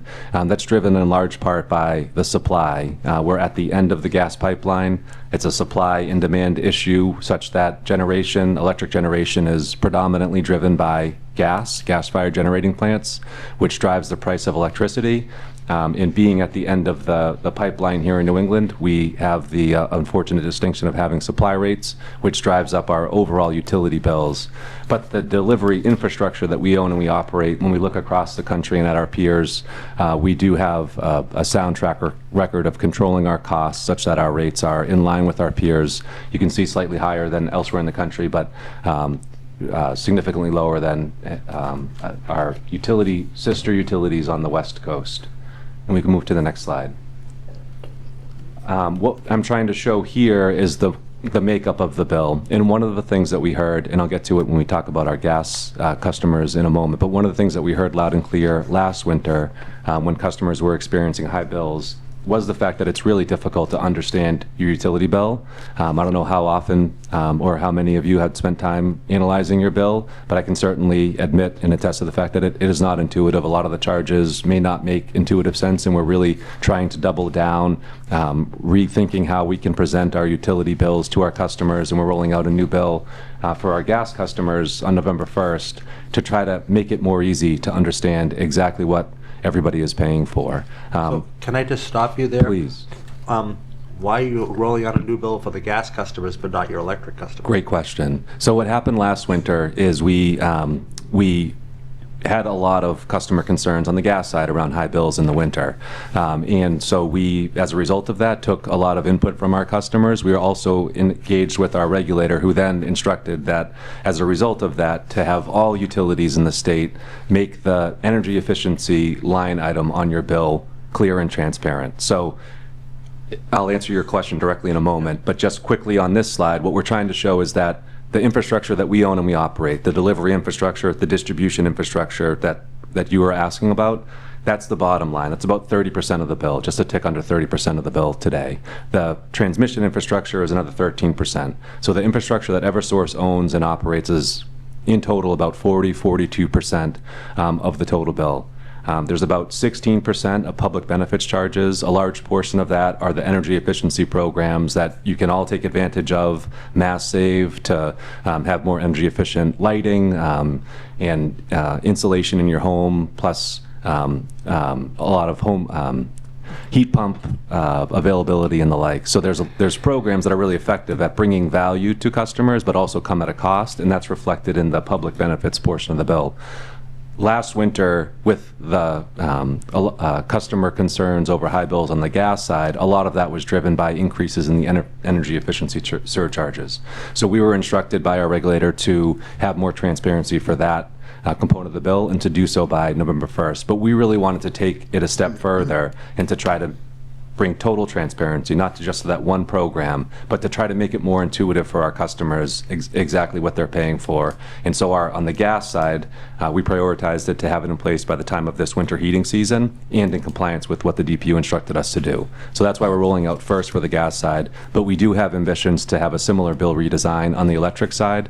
The timing for that is at this point undetermined, but we're evaluating exactly how to make our bill more intuitive for customers, and again, to bring transparency so that everybody can have a better understanding of what they're paying for. Okay, 'cause I have heard from a number of residents about their electric bills, and I mean, you opened one, and I'm sure you're going to agree with me. There's a lot of different charges on there, and it's very difficult for people to understand exactly what they're being charged for and what they're paying for. So I think anything you could do to make that easier. I completely agree. And we have a bill in a few slides, and I cannot profess to say it's easy to understand that I'm the utility rates expert at Eversource. There's a lot of, it's exactly to your point. So we are trying to roll out a new bill, like I said, for the electric side as well, and we're going through that process now to try to get there. Thank you. The last, and yes, we can move on. I'm sorry, could I have a question about the last slide?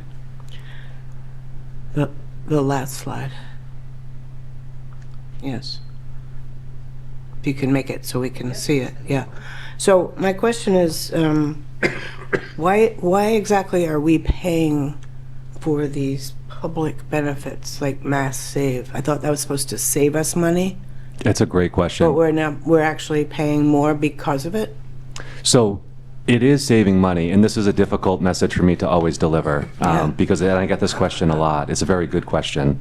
All of these public benefits programs are designed to produce some benefit. In the case of energy efficiency, historically, those programs have been evaluated for a benefit cost analysis to ensure that every dollar spent, there is a benefit that exceeds that dollar.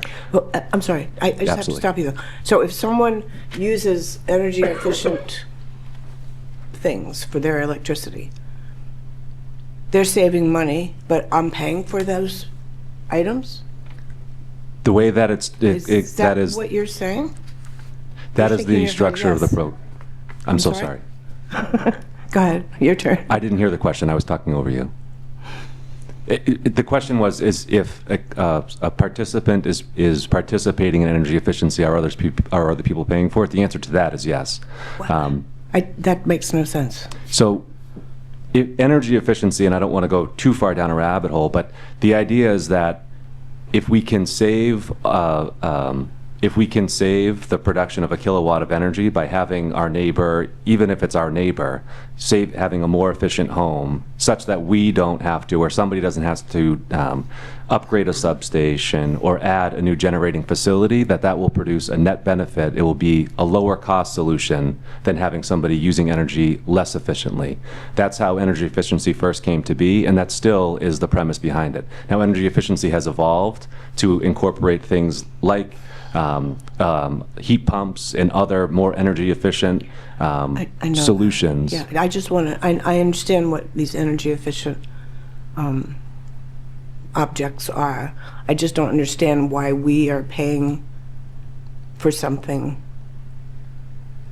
It's supposed to save us money, but we're paying for our neighbor's use of that. So the difficult, product. yeah, so, and this is a great question. The answer was yes. It is saving you money, but it's hard for you to see it because the savings are coming from the avoidance of another cost. And this is really the challenge that we're all, It's an intangible benefit. well, I would argue only to say that it's tangible, but it's a saving versus the alternative scenario where we didn't have an energy efficiency program. We had a less energy efficient grid, or a home that was, burning electricity or fuel at a rate that was greater than what they're seeing there. That would cause us to have to upgrade the system or a generating facility to come online, which would obviously have a cost that would be borne by other customers as well. But it is a very good question, and it's a healthy debate.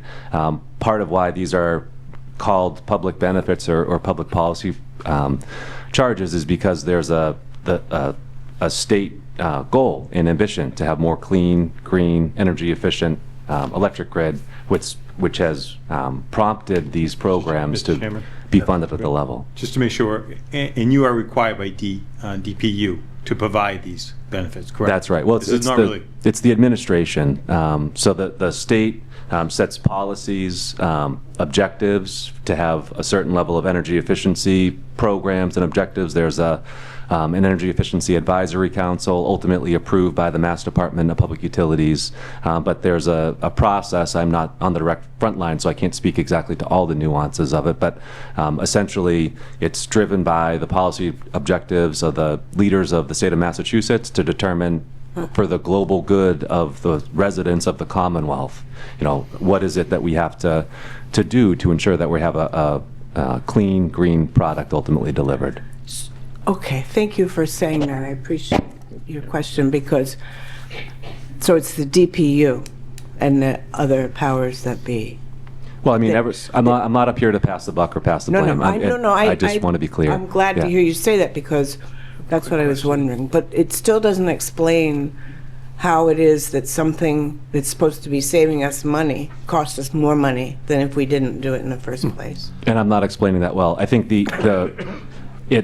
we certainly can understand that it costs Eversource money to administer the program, and we are a program administrator, so we are part of the energy efficiency program for sure. So we're paying your workers because it costs them more to do these energy efficiency programs? We have to pay our employees to administer the programs. We have to pay for rebates for efficient home appliances or insulation that's installed in a home. The point I'm trying to make is that in the absence of that program, costs elsewhere would be higher. And so there's an analysis, a rigorous analysis that's done to ensure that the dollars that we are spending here are producing a benefit.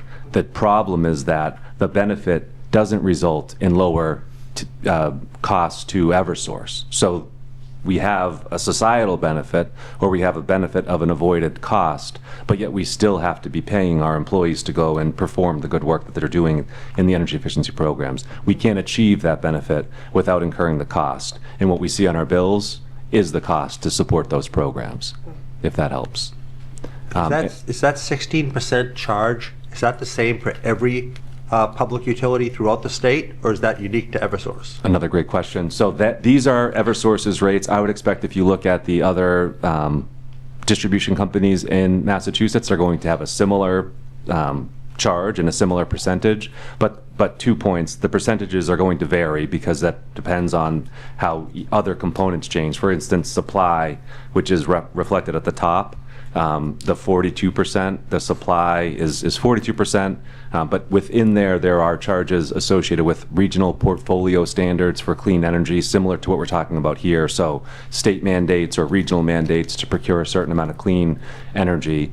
So the charges are uniform across to the extent, they exist. The specific percentages or cents per kilowatt hour will vary by utility. So does the state have different requirements throughout in different regions for different amounts of green energy?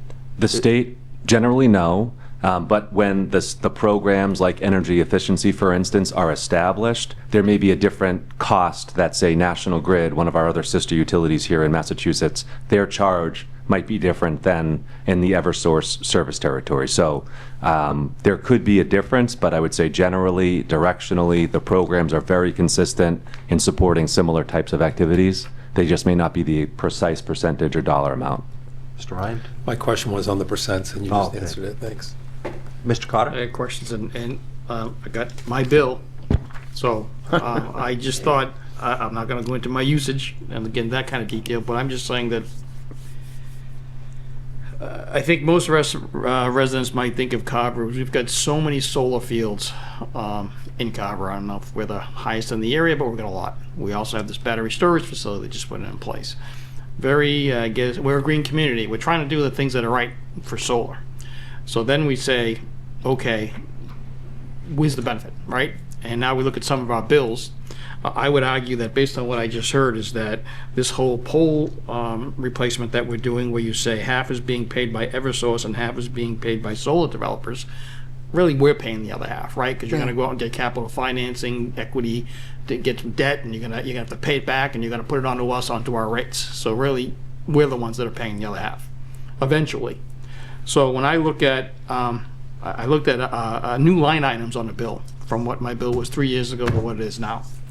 So I'm looking now at, even though we're a green community, all these solar initiatives, a new charge that popped up in the past 2 years is a net metering surcharge, a net metering recovery surcharge. I've always had the distributed solar charge, but now a new one's come up called the electrical vehicle program charge, along with, we just talked about the energy efficiency charge.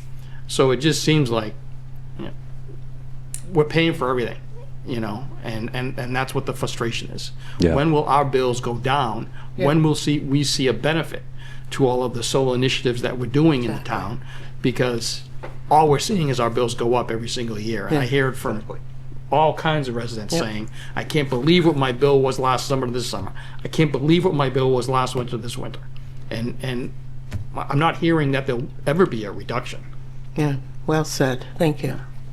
Yeah, and I wish I could sit here and tell you with a straight face that I'm expecting utility rates or bills to go down, and I don't expect that. I think to the question of, we're supporting these programs, we have solar facilities nearby, shouldn't that reduce the delivery infrastructure? I can tell you the answer is it doesn't, because we still have to have the infrastructure. In fact, just to your point, you're exactly right, Mr. Cotter, that we have to upgrade the infrastructure in order to enable the interconnection of those facilities. That is why we have to have the prior hearings that you all just facilitated, because it requires the system to be ready to accept that new generation, and that, just like on the energy efficiency discussion, it is not free, and our rates ultimately have to reflect our costs.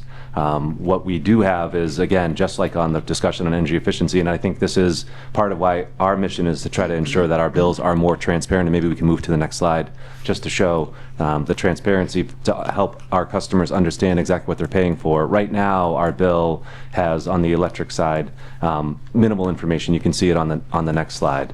But within the charges, if you look at, we're showing our typical customer's bill dating back to 2015 to today.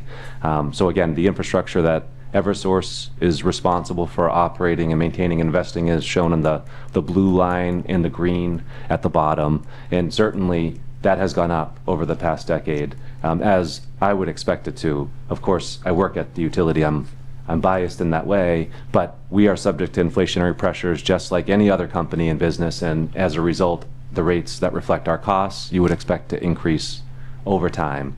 You can also see that there has been similar upward pressure on the public benefits or public policy type programs that we've been discussing. That's reflected in the orange bar right in the middle. That's where those charges, Mr. Carter, that you just referenced appear. Those are for programs that have been determined by the state legislature to be adding value, and they do. They come at a cost, and we administer those programs, and they end up being reflected on the bills that we charge to our customers. And then the top portion is the blue, and the pinkish color is the supply charges. That's the generation. We don't make any money or profit on the generation of electricity. We purchase that power on behalf of our customers through contracts, and the electrons flow through our infrastructure. You can see that that price changes on a regular basis. It goes up, it goes down. That's driven by market demand and supply, market forces for demand and supply. So as there's limited supply, that large spike was from a winter a few years ago when the war in Ukraine first started. That actually affected global prices for gas, had a significant effect on generation of electricity here in New England, and that's what that large spike was back in January of 2023. We can move on to the next slide. And so this is the bill to show what we were saying. There are lots of line items, and I think the point that was earlier made, it's very difficult for anybody to look at this and understand what each of the lines represents. Here we just wanted to show that there is a mapping on our website. You're able to see how each of these line items flows into those different components that I've been speaking about: the supply, the public benefits, transmission, and our maintenance and infrastructure costs. But we are also, as I said, engaged in a process to try to revamp the bill so that customers are more easily able to see it and understand it, as opposed to needing to go to our website or otherwise to get a full appreciation for what each of these charges represent. I've mentioned a couple of times that there is an opportunity for customers who have participated in the energy efficiency program and adopted electric heat pumps. We do have a new heat pump rate available to customers that's also becoming effective on this November 1st. Customers who have installed a heat pump as part of Mass Save will be automatically rolled, and you can also enroll manually if you have a heat pump not installed through that program. And so that will provide some relief for customers who are heating their homes on using a heat pump rate. And that's a new rate that we're happy to be implementing on this November 1st. And this is just to show, we've obviously talked, and there's an impact certainly on Carver and our other communities that we serve of these types of initiatives that we've been talking about here today in order to upgrade our facilities to interconnect for new solar facilities, or just generally to harden the grid. This is just to show and emphasize that it's not just Carver. We are doing this across our service territory for a lot of the same reasons, and really with the same objective in mind, to ensure that we're providing safe, reliable electric service and gas service as well. There's a lot happening and a lot of demands on the electric grid, and and it's our responsibility at the end of the day to ensure that we're providing a safe, reliable, quality product to our customers, and also to ensure that we're doing that affordably. And there again is where our regulator comes into play as well, and we work very closely with the administration and with our regulator to try to introduce new rate designs and ensure that customers are paying their fair share, and no more and no less. And that's really the story that we had on the electric side. I have a few slides on the gas side as well. It's very similar, but I'll pause to see if there are any other questions on electric bills or on electric rates. Yeah. So just maybe to follow on what Mr. Carter was saying, so Carver's been growing solar farms year over year. Are the residents benefiting from any of those, or is somebody else benefiting from that? Is that all going to another town, or is any of that coming back to benefit the residents of Carver? So I think I'd have to take that back to understand exactly how that is being funded and paid for. A lot of the net metering or the distribution solar charge that you referenced before, that is to pay the solar producers who have installed solar farms or have installed solar panels on their roofs, to pay for the output of that. But then again, the other side of that is for customers to have to pay for that. So I would just need to take that back unless my colleagues have more insights into how it's, so we might need to take that back and get that for you. Okay, thank you. And just to, that kind of insult to injury is that almost, I don't know, I want to say maybe, I'll pick a number, 1 in 3 or 1 in 4 people in Carver have a generator, because 9 times out of 10, when's a bad storm, we lose power. So it just seems like, you know, we're throwing out the solar, the battery storage, we're paying all these rates, and we're using generators. So it just that's why we get a little bit of there's a concern with regards to, you know, where is the benefit to the town? But my separate question to you was, sometimes I get in the mail items that say, you know, switch your electricity, I'm not sure if it's distribution or something, to us, where it's all renewable energy. And it lists all the pros of doing it, but usually somewhere in the middle it says, and you're going to pay a lot more for it because it's all renewable. And I say, okay, I'm not going to do that because it's high enough as it is. But I really am kind of paying. You know, I'm using renewable energy. I'm paying the fees, right, based on these light items that you have here. So what is the alternative for residents? Really, is none, right? We're locked in. The resident can't go and look for another cheaper electricity rate or distributor, can they? You can shop around on the supply side, but to the point of the infrastructure that we are responsible for, you're right, there are not, you know, competing utilities. You can imagine the double pole concerns that would happen if there were.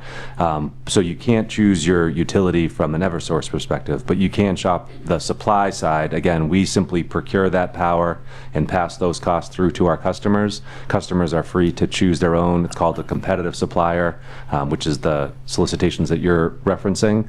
And you're able to shop that price as compared to what Eversource has and try to do better. Or there are customers who choose to opt in to a cleaner electron, if you will, and pay the price that's, you know, there are customers who choose to do that. Okay, and the last question is, we're part of this, or I opted in, I guess, is some kind of multiple town purchasing power rate, and I'm just looking at the bill.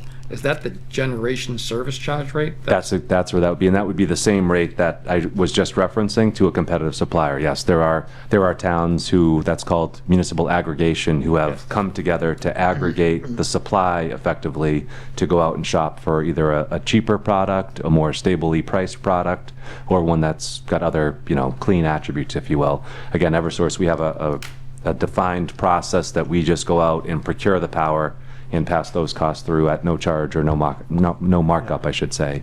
And we do that every couple of years. Sarah and I did that at one time, and I think Tom Bott may have done it the last time. We've been doing this since 2016, I think. But to your point, Mr. Carr, that was a very good point, I thought.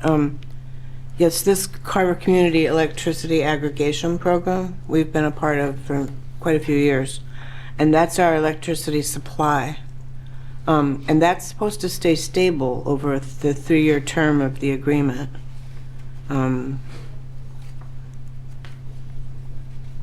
Just throwing that out there, people see that change. Eversource's supply can go up and down, but ours is supposed to stay the same. That's right. Our rate changes every 6 months based on the results of those procurements. This one doesn't, Okay, we just have a few more slides. Oh, please. Can you go back to that electric, the bill?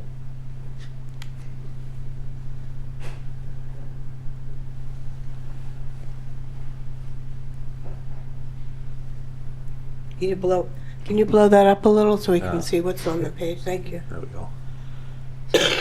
So I know I get a lot of people, and just like the rest of the board, talk about the whole solar thing.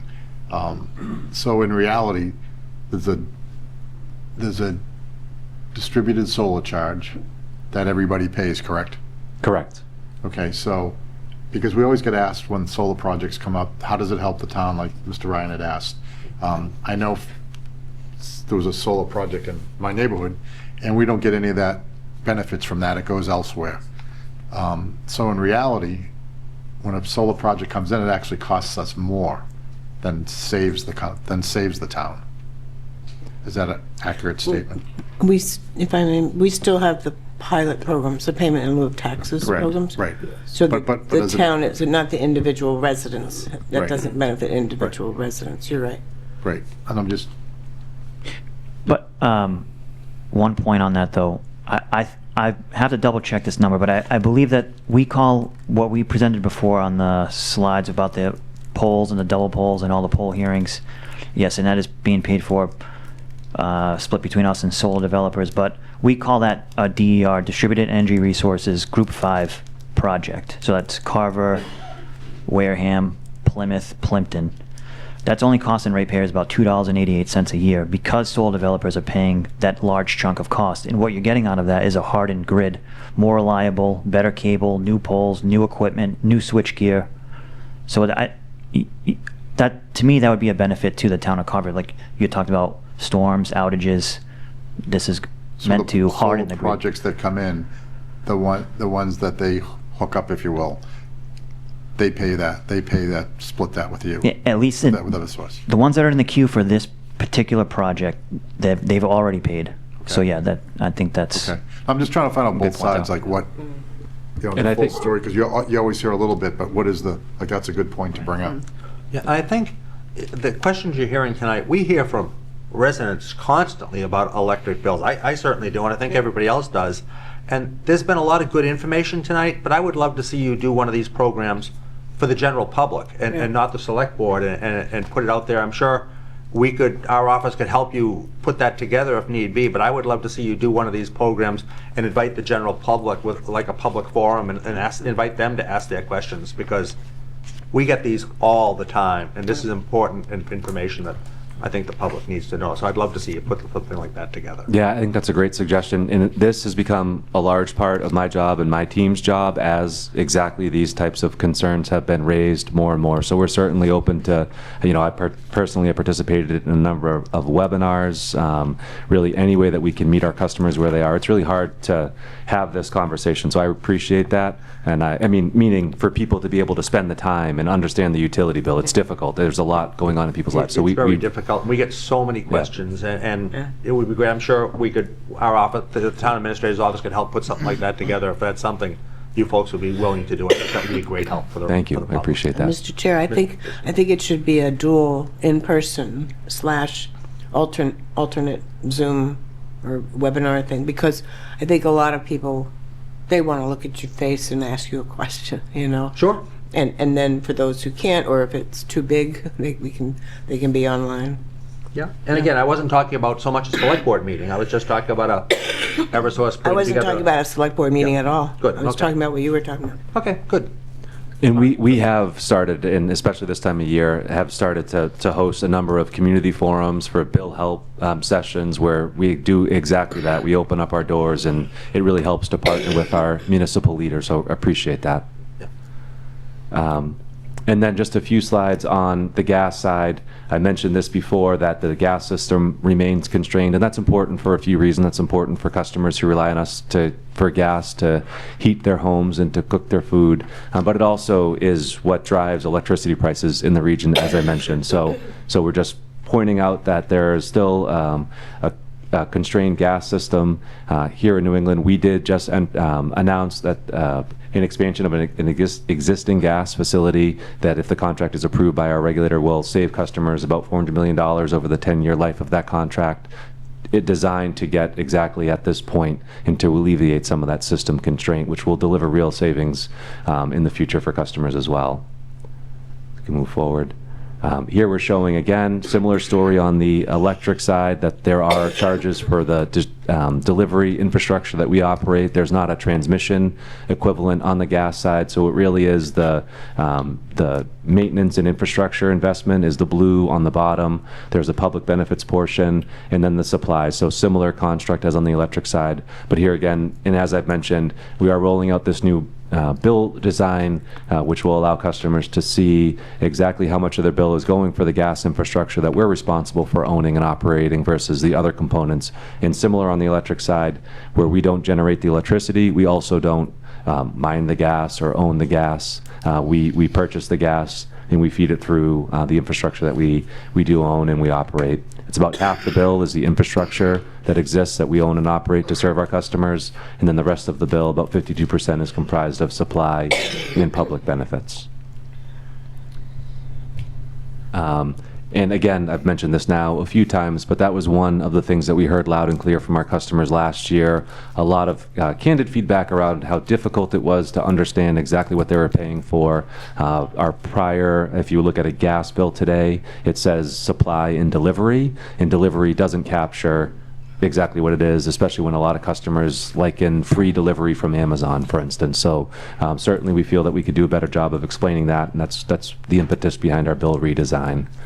And the last slide on the gas, I believe, is just to explain that it's also similar on the electric side, where we have the need to invest in the grid, to harden the grid in the face of increasing severity of weather events, and to enable the interconnection of distributed resources and the like. We also, on the gas side, have a need to invest in the system to remove old and aged infrastructure to ensure that it's not that it's up to today's standards, it's not leak prone, and that it's safe to continue to deliver gas service to our customers. So here we're just showing one of the programs that we have is designed to do exactly that, to eliminate the leak prone infrastructure on our system over a determined time frame, and so that we can again achieve a safe and reliable delivery of gas to our customers, removing that leak prone pipe.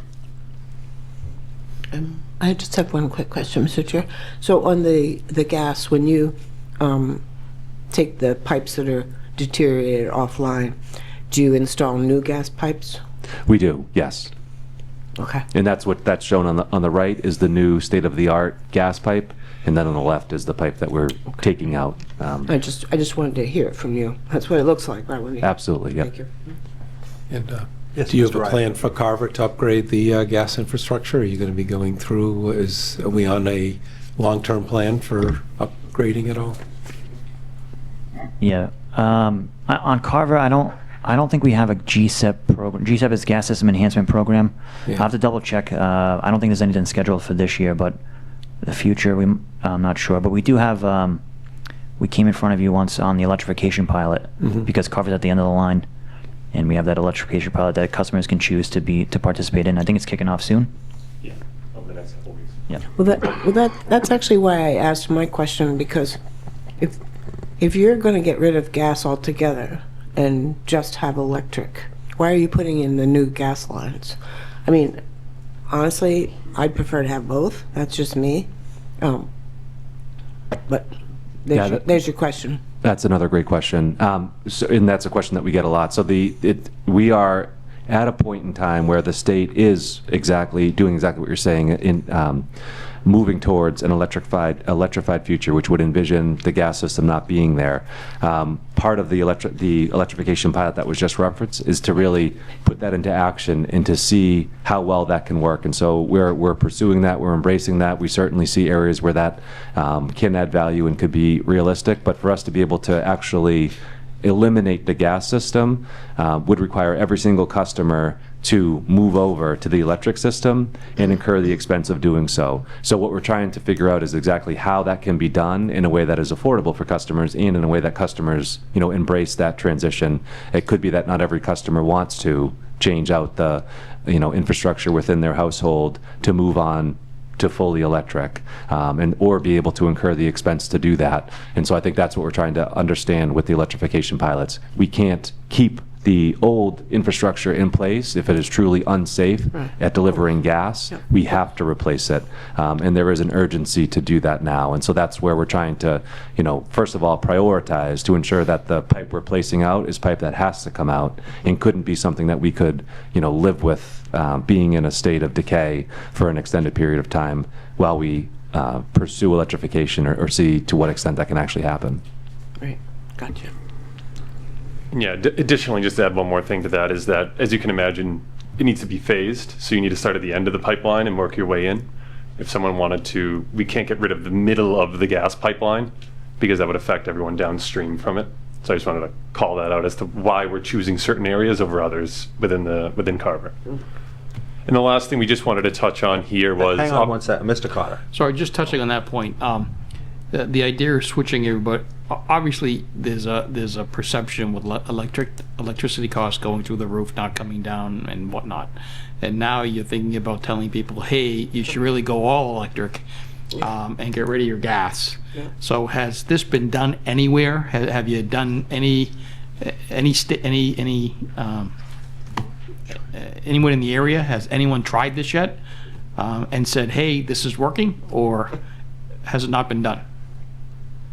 So I can probably start it, and you can probably pick up the pieces where I fall down. This is a pilot, right? We're looking both here in Carver and in Springfield, and the idea is to see, is it feasible? Can it be done, and can it be done in a cost-effective way, as Doug was referring to? But I don't believe right now anyone has done it within the state of Massachusetts. Okay, thank you. Yeah. Has it been done elsewhere in the country? I don't believe so, but I need to get back to you on that one. And then just the final thing we just wanted to leave you guys with was, obviously we wanted to come here in the spirit of transparency from a conversation we had with Chair Townsend. We wanted to come here, explain the rates, explain what was happening, but we also want to make it actionable. So we've come with a few, one-pagers for whether or not you're a gas customer, an electric customer, or a customer looking to take advantage of a heat pump, the new reduced rate. We wanted to at least give you that so you're armed with it in case someone, one of your constituents reaches out to you and asks a question about this. Just how do I navigate the system? These one-pagers will be... Town administrator. And, yeah. Thank you. Mr. Cannon, if you could get that posted on the website as well Yes. for folks. And we can send you a digital copy as well, if that makes it easier. Thank you. And additionally, just to tie it into something else you had referred to earlier about the events, and I know Doug had mentioned we're holding bill assistance events across our entire service territory. So we really do want to get out early, often, come into your community. We'll have representatives from Eversource present to say, walk people through these programs. Are you eligible for this one? Maybe that one. And also just explain any questions that people have lingering about their bills themselves. So we're willing to do that, and would love to partner with you guys. And I think it's really important that something like that happens in Carver, because we're a little unique. Not only do we have so much reliability on the electrical grid, but we have a lot of solar systems, we have the battery storage system, and that creates a lot of questions. And I think it'll be really important if we could hold something like that for the residents here in Carver. There's just a lot of questions out there. Definitely, yeah. So, yep, we're happy to work with Glenn on that. Are there any final questions for the folks from Eversource? Mr. Cannon, do you have anything? No, thank you, Mr. So yes, Mr. Carter. Just one quick question. I didn't see this in the rate. The electricity revenue decoupling charge. What is that? Oh, these are all great questions. In rates, So the revenue decoupling charge is utilities historically have had their revenues tied to the sales volumes, just like any business. If you sell more, you get more revenues. But in 2009, the state determined that because the utilities are responsible to administer the energy efficiency programs, it was an inherent disincentive to aggressively pursue cost-effective energy efficiency programs, because that would lower the amount of electricity that we would sell. And so in order to solve for that policy disincentive, revenue decoupling is now an industry standard here in Massachusetts, and not just in Massachusetts, but many utilities across the company, such that our revenues are decoupled from the amount of electricity that we sell. Essentially what it says is we are authorized to collect a certain dollar amount of revenues based on what our costs are. If we collect any more than that, we give it back to our customers, and if we collect less than that because of weather, or we have had effective energy efficiency programs and the like, then we recover that through that decoupling surcharge. Thank you. Okay. Everyone good? Yes. All right. So just quickly before we conclude with this, I guess, Eversource portion of our agenda, awful lot of work went into preparation for all the poll hearings we had scheduled, even though a number of them got canceled. So just Elaine, Shelby, and Nancy in the Select Board's office, and John Woods, who's left. But I just want to thank you folks for all the work you did preparing that. And please make sure you pass on the board's thanks to John, okay? And his staff. Okay, why don't we take a quick 5-minute recess, and then we'll be back with our next agenda item. Thank you folks for coming in. Appreciate it. Thank you. Okay. All right, we are back in order. Thank you. We'll move on to our next agenda item. Our 7:20 agenda item, so just a little bit behind schedule, which is the discussion and possible vote to reaffirm that parcel IDs number 87-A-1-0 Pine Street, 87-E-2 5-9 Ida Avenue, 87E30 Meadow Street, and 87-E-2B0 Ida Avenue are not in 61A chapter land and are not subject to a right of first refusal. We have our town assessor, Olivia Verhagen, with us, if you'd like to. Oh, you're already here. Thank you. Thanks for you. sticking around this evening. Absolutely. Great job on the last name. Thank you. Would you like to, we had a number of issues at the last meeting. Have those been cleared up? They have been cleared up, yes. Okay. Would you like to walk us through this? So one of the issues in the last meeting was regarding parcel 87-A-1. There was a note on the property record card on the right-hand side under permits that said Chapter 61 lien, dated March 6, 1991. This was an inspection of a lien, and it was confusing to the property record card, so I've removed it for the future. Okay. It was not stating that there's a current lien on the property. We went to do an inspection of the chapter land application. Okay, thank you. I'm sorry, Mr. Chair. So what exactly did you remove? Why did you remove it? This one. I just removed it because it doesn't need to be recorded. So that section, the permit section, is when we go inspect building permits, when we do cyclical inspections, and when we do sales inspections. Right. So the chapter land inspection isn't something that we're required to keep a history of. So I removed it from the history to avoid confusion in the future, because if you're looking at the property record card, it appears that there's a current chapter land if you're not familiar with the property record cards. Gotcha. Thank you. Yeah, you're welcome. And then the other issue was with parcel 87-E-2B not being available on the assessor's GIS online. And that is correct. It is not available online, because the record cards online are from fiscal year 2024, and we're currently operating in fiscal year 2026. So I did some digging, and there's a note in our database. There was splits. The lot was split on these parcels in fiscal year 2018, and a clerical error was made, and this parcel was not created. So that was fixed in December of 2024, and created as a fiscal year 26 parcel. So it is correct in the assessor's database. It is correct everywhere except not online. It's not available yet. Okay. Okay. Okay, so you're just letting us know there are no issues with any of these lots? No issues, no 61A issues with any of these lots? No, sir. Okay. Other questions from the board on this? Mr. Ryan? No. Anyone else? What we're approving right now, that's on the letter that was submitted that we need to sign? All the lots are accounted for? There was one lot on the original letter that did not make it onto the agenda. That is lot 87-E-17 Ida Avenue. It did not make it onto the agenda, that lot number, so we took that, removed that from the letter. We're going to have to come back on November 4th and approve that one lot. So that was on the previous agenda? No, it was not. It was not on the previous agenda? It was not on the previous. Okay, so it was never on an agenda? Correct, it was never on an agenda. Yeah, so we can't discuss it because it's not listed on the agenda. Correct. So if that's an additional, something additional that we'll have to discuss. Isn't that on this agenda? It's No. in this letter right here. No. Is it on? I think It's it was in in the the letter letter. on both, on both No. meetings. It was in the letter, but. It was in the letter and Right now. not on the agenda. Yeah. We removed it from the letter because you can't vote on it because it's not on the agenda. This is lot 87-E-1, 7 Ida Avenue. That's on Correct. the letter. Yes, right But- here. but- It's on the agenda, too. Oh, it isn't? No, it's not on the No, agenda. it's not. We've said I don't it. believe It's not it on is. this. Not on the posted It's not on the agenda. posted Not on the agenda. posted agenda, not on the posted agenda. The agenda packet that I have, it has it. Yeah. It's not on the posted agenda. Yeah, actually that- it is. Is that on, this is on the, that's not on the posted agenda. I think this It's agenda. on the revised I think agenda. what you have on your computer is not the posted agenda. Correct. It's a revised agenda. Correct, but it's not the posted agenda.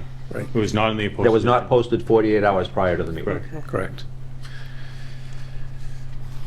So all we can discuss are the ones that was on the posted agenda. Yes. So what are we voting on, by the way? Mr. Chairman, may I I don't know ask a what's on our question? posted agenda, yes. because I don't have that in front of me. Yes. So, please correct me if I'm wrong. Can we add it as something that we didn't know of 48 hours in advance? Well, I think we could if it was something of an emergency nature, but it's not of an emergency nature. Okay. So it wasn't posted. The public has no way of knowing that this was going to be discussed.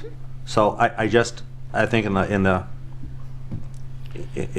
trying to be as open and clear to the public as what we're discussing as possible, I don't think we should be voting on that tonight. Of course. Thank you for So, clarifying. I no, appreciate my it. Just a question, Yes. it's not an emergency nature, but it's come before the board twice now, and we do have, you know, I don't think this is, you're telling me that this lot, again, where is it? It's 87-E-1, 7 Eda Avenue. That's never been on an agenda, correct? Correct. So it's never been on an agenda. It's never been posted to the public. We had it, it's on this revised agenda. Was that not That's posted? just on your screen. That's just on the screen. That's not the posted it agenda. was consistently on the both letters. Yes, I understand that. It missed the last agenda.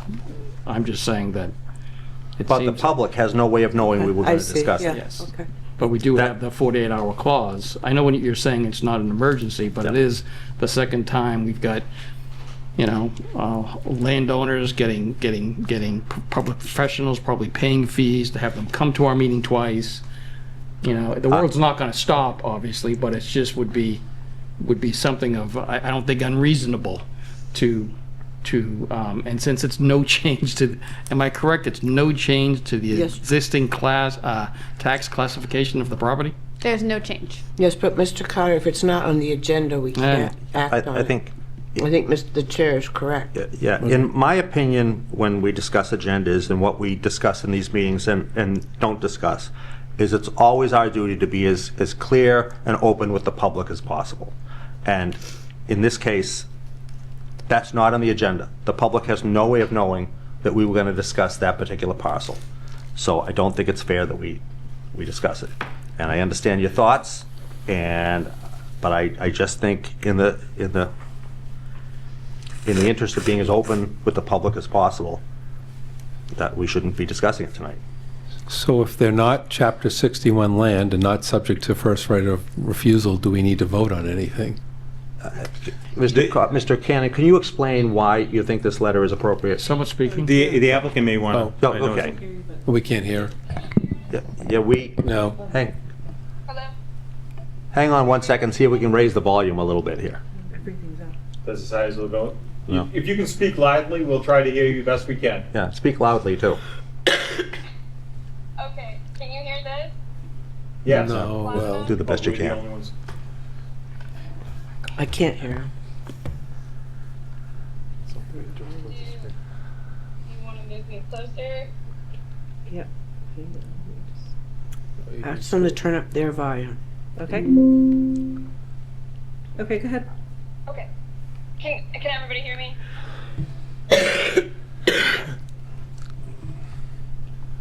Yes? no, well, Yes, go ahead. Yes. Can everybody hear her? Okay. I can hear her, but Ms. Ewens, can you hear her? Okay. I'm Cynthia. I'm legal counsel for Lancelot on this matter. And just, it's a little hard for us to hear each of you, so I just want to confirm on our end, is the issue that lot 87A10 was not listed on the agenda? Yes. No. No, that is not. It is lot 87E-1, 7 Ida Avenue. Eda. Sorry.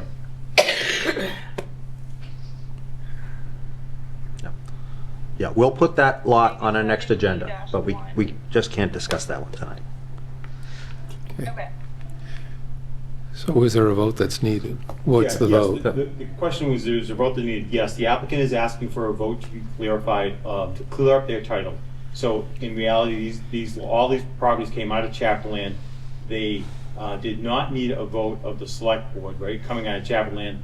They just came out of chapter land. They stopped applying for chapter land. That's completely acceptable. They weren't being sold, so they were not offered to the board. So there's nothing that's been done wrong. It's just that the title company is now asking to clarify that the board never wanted, you know, the land. And there was Even though you never had a right to them. And because we weren't offered the right of first refusal, it's because they weren't changing the use, correct? No, the ownership. The use. The owners were not Okay. changing the use when it came out Okay. of chapter land. Yes, it's the ownership and the use was not changing when they pulled out of chapter land. So it didn't call for a first right of refusal. But like Glad said, they're looking to do this letter to have a clear title, to do title insurance. So with the board, we would be submitting that letter. So our vote is to sign a letter that we send off. However, is that letter going to be adjusted to remove the, so... That letter has already been adjusted to just show the 4 properties listed on the agenda. All right, so the motion is for the board to approve signing the letter to reaffirm that the parcels listed 87A10 Pine Street, 87E2 59 Eda Ave, 87E30 Meadow Street, and 87E2B0 Eda Avenue are not 61 chapter land, and we're not going to exercise a right of refusal. Second. All right, that's the motion. All right, we have a motion and a second. Is there any further discussion? Seeing none. Brenda's got a question. Fine.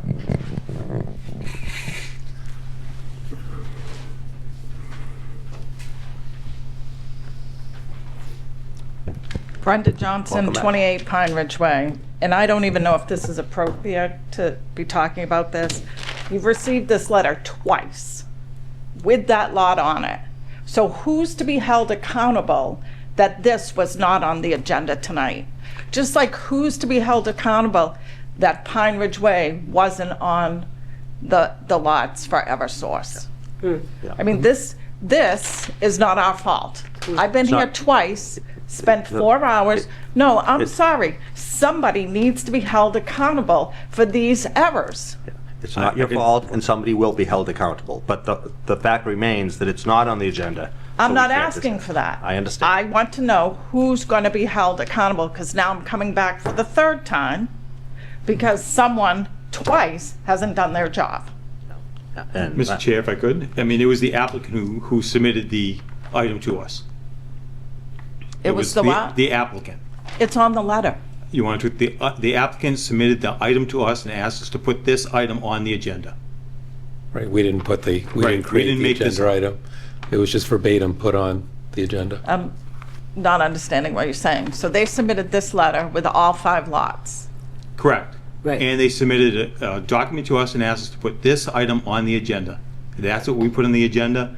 The item that we put on the agenda did not contain all 5 lots. Right, so why was it left off, is my question. You have to ask the applicant that. Yeah. Okay, it's on the letter. They submitted this. No, but they, And they also submitted an item. They also and submitted asked the us to put agenda item. item on the agenda. So it's on them. Yes. That's right, and they're right behind you if you want Okay. to address them. I appreciate your You can take it off. frustration, Ms. Johnson, but I think that we're sort of getting off what we're doing here tonight. So I appreciate your frustration, and this is a conversation we can have. But I think we need to move along with our agenda item here. So Right. just to clarify, this letter that they submitted is separate from the agenda item that And they submitted the agenda item also. Thank you. Well, I have a question then. Yes, Mr. Hoff. So there is an agenda that we received, it's on our laptop. That right. agenda on the laptop, correct me if I'm wrong, Ms. Weston, that was just adjusted prior to our meeting, correct? The one posted is the one on paper in front of you. Okay, Right. and I know, and the reason I'm asking that is, so it did make an agenda, it just didn't make the final agenda. This parcel, 87-E-1, I'm sorry, 7 Eda Avenue. That email just I don't came believe it today. did. I don't believe it ever made a posted agenda. Correct. They did not make a posted agenda. All it made was they adjusted the agenda on your laptop to read with that lot. That lot was never It was not posted on the a public posted agenda. Okay, I guess my question is, how did it get removed from an agenda that we, in a preliminary No, agenda? it was added today, but we cannot discuss it. Okay. Gotcha. Do you understand? It was never made a public agenda. Correct. But what you're saying is the agenda from 2 weeks ago, it was submitted with the 4 lots. Yes. With the 4 lots, not the 5th. but the letter had the 5. Correct, the letter had the. There's a motion and a Okay, second. I believe we have a motion and a second. Any further discussion? Hearing none. Just, just for clarification on our end. I can't hear her, Mr. Cannon. Can you translate, Elaine? Yeah. Yeah. Go ahead, and Mr. Cannon will relay your conversation to us. Okay, so we've sent this letter a few times that had each of these properties, and I understand you said it was copied verbatim from the applicant submission, but the only thing that Lancelot has submitted is this Roper letter with these parcel IDs on it. So for our clarification going forward, what exactly should we be submitting so that it makes it on the agenda? I would say for the next one, well, she's asking what should be submitted by them to put on the agenda. For the next one, you submit the letter just like you did, and we'll generate the agenda, the agenda item. Yeah. And that way it'll be on us. Yeah, and if you could please double check with all the parties involved that any lots that we need to add are added, so we can complete this item and, Yes. and get it taken care of. Okay. Is that okay? We're all set? Is she good, Mr. Cannon? I believe she's good, Okay. yes. All right, we have a motion and a second. Any further discussion? Hearing none. All in favor? Aye. Aye. Opposed? It is unanimous. Thank you. All right. Moving right along is an update on our financial software from Eric Kinshirf, and I've also invited the chairman of our finance committee, Mr. Mahar, to join us for the discussion this evening. So, Mr. Mahar, if you want to come up to the microphone in case you have a question. I don't know if you want that. No.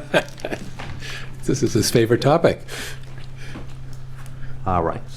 Put him a seat right here. This goes away, I don't know what I'm gonna do. All right. Thank you. Folks, if you could just introduce yourself for the folks at home. Sure. My name is Eric Kinshirf. I own a CPA firm that specializes in municipal finance. And this is my colleague, Bill Rowe. He's a CPA. He works for our firm. He has I worked with him in Braintree like 25 years ago, so we've worked together for a while.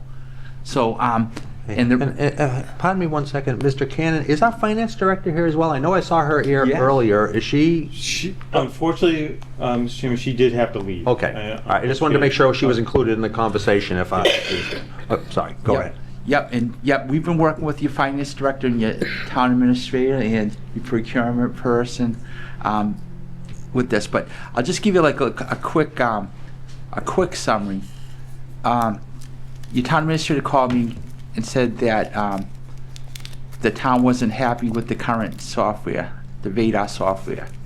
So, and I think the problem was they actually liked the old software that they used better than the new software that they used.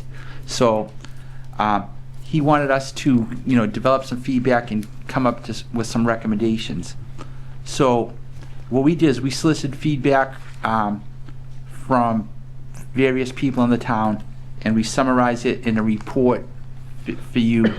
And I'll summarize what it was. But the bottom line is, when we looked at the feedback, it didn't make sense that we would kind of tweak the existing software like VADAR, the way it works, and maybe we could tweak it and you guys could work with it.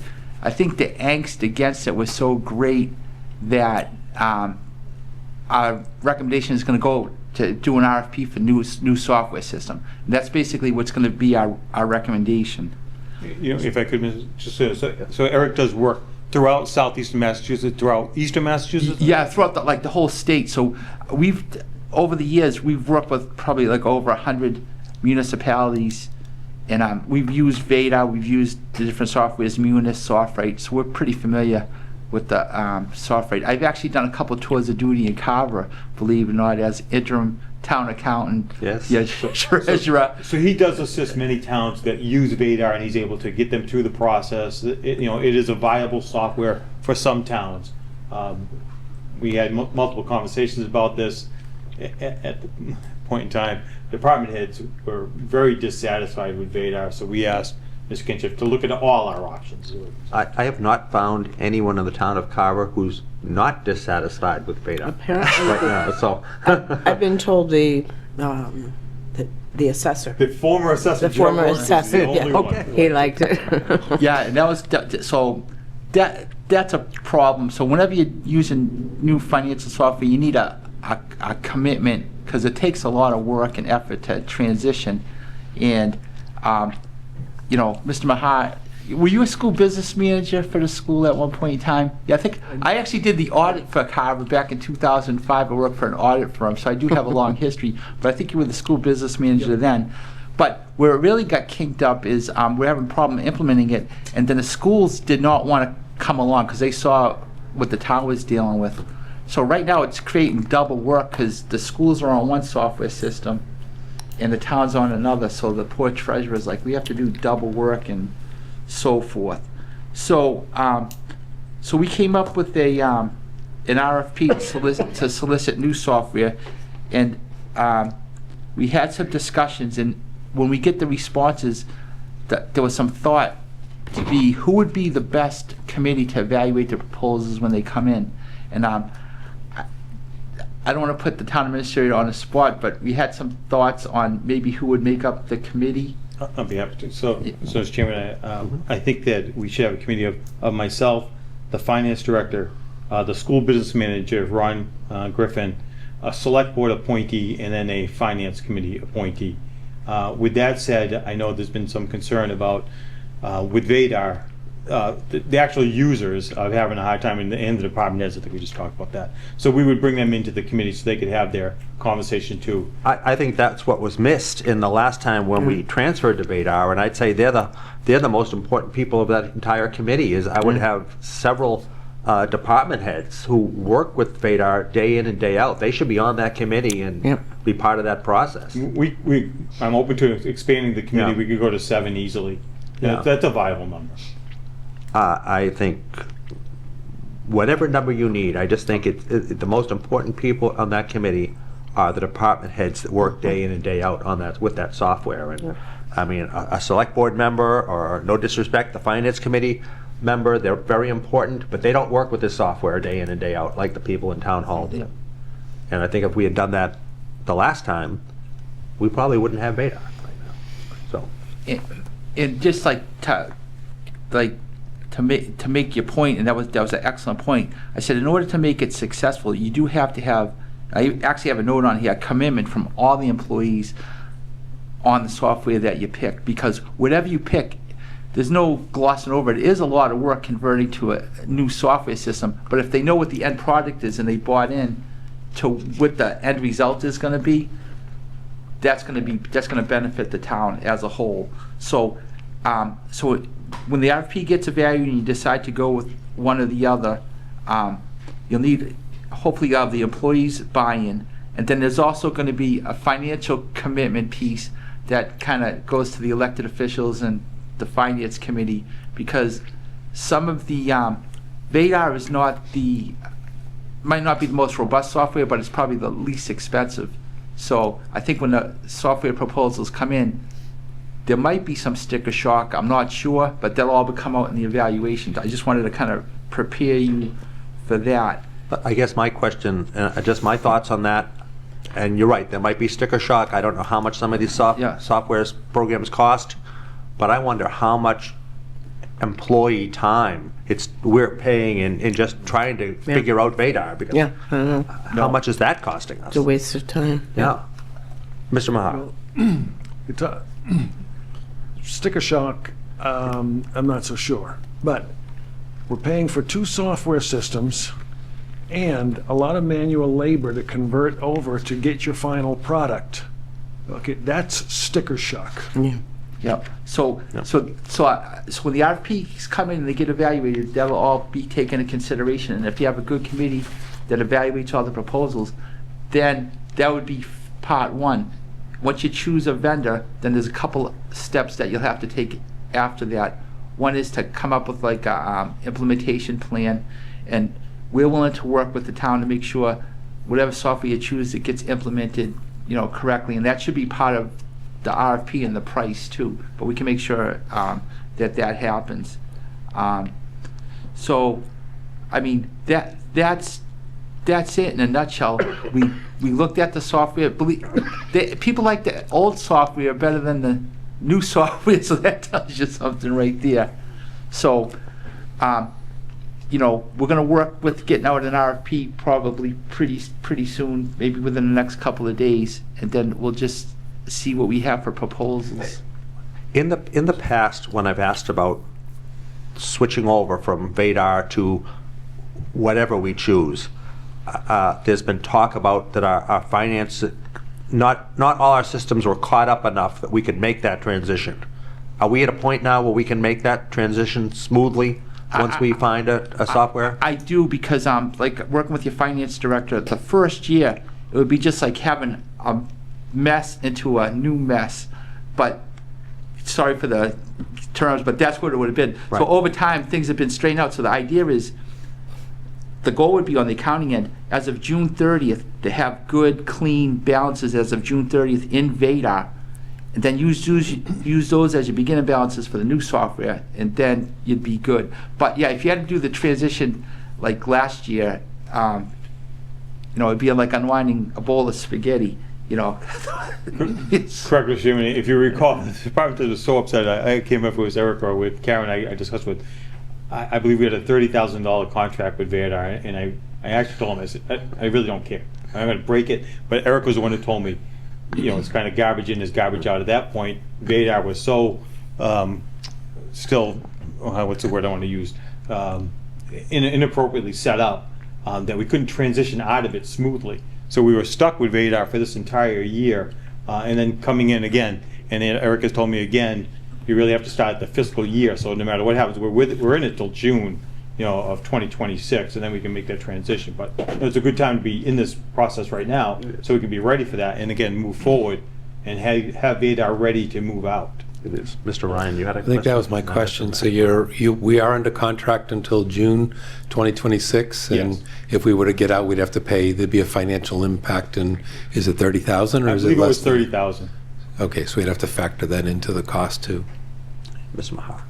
You know, we are in the window of opportunity right now, and we can't squander this again. We've been talking about this now for a few years, and I'm glad to see that we finally made a lot of progress here. But not only is it important for the users and so forth to be on board with this, what we also need to make sure is this does certain things. And one of my big things has always been, it's got to be integrated.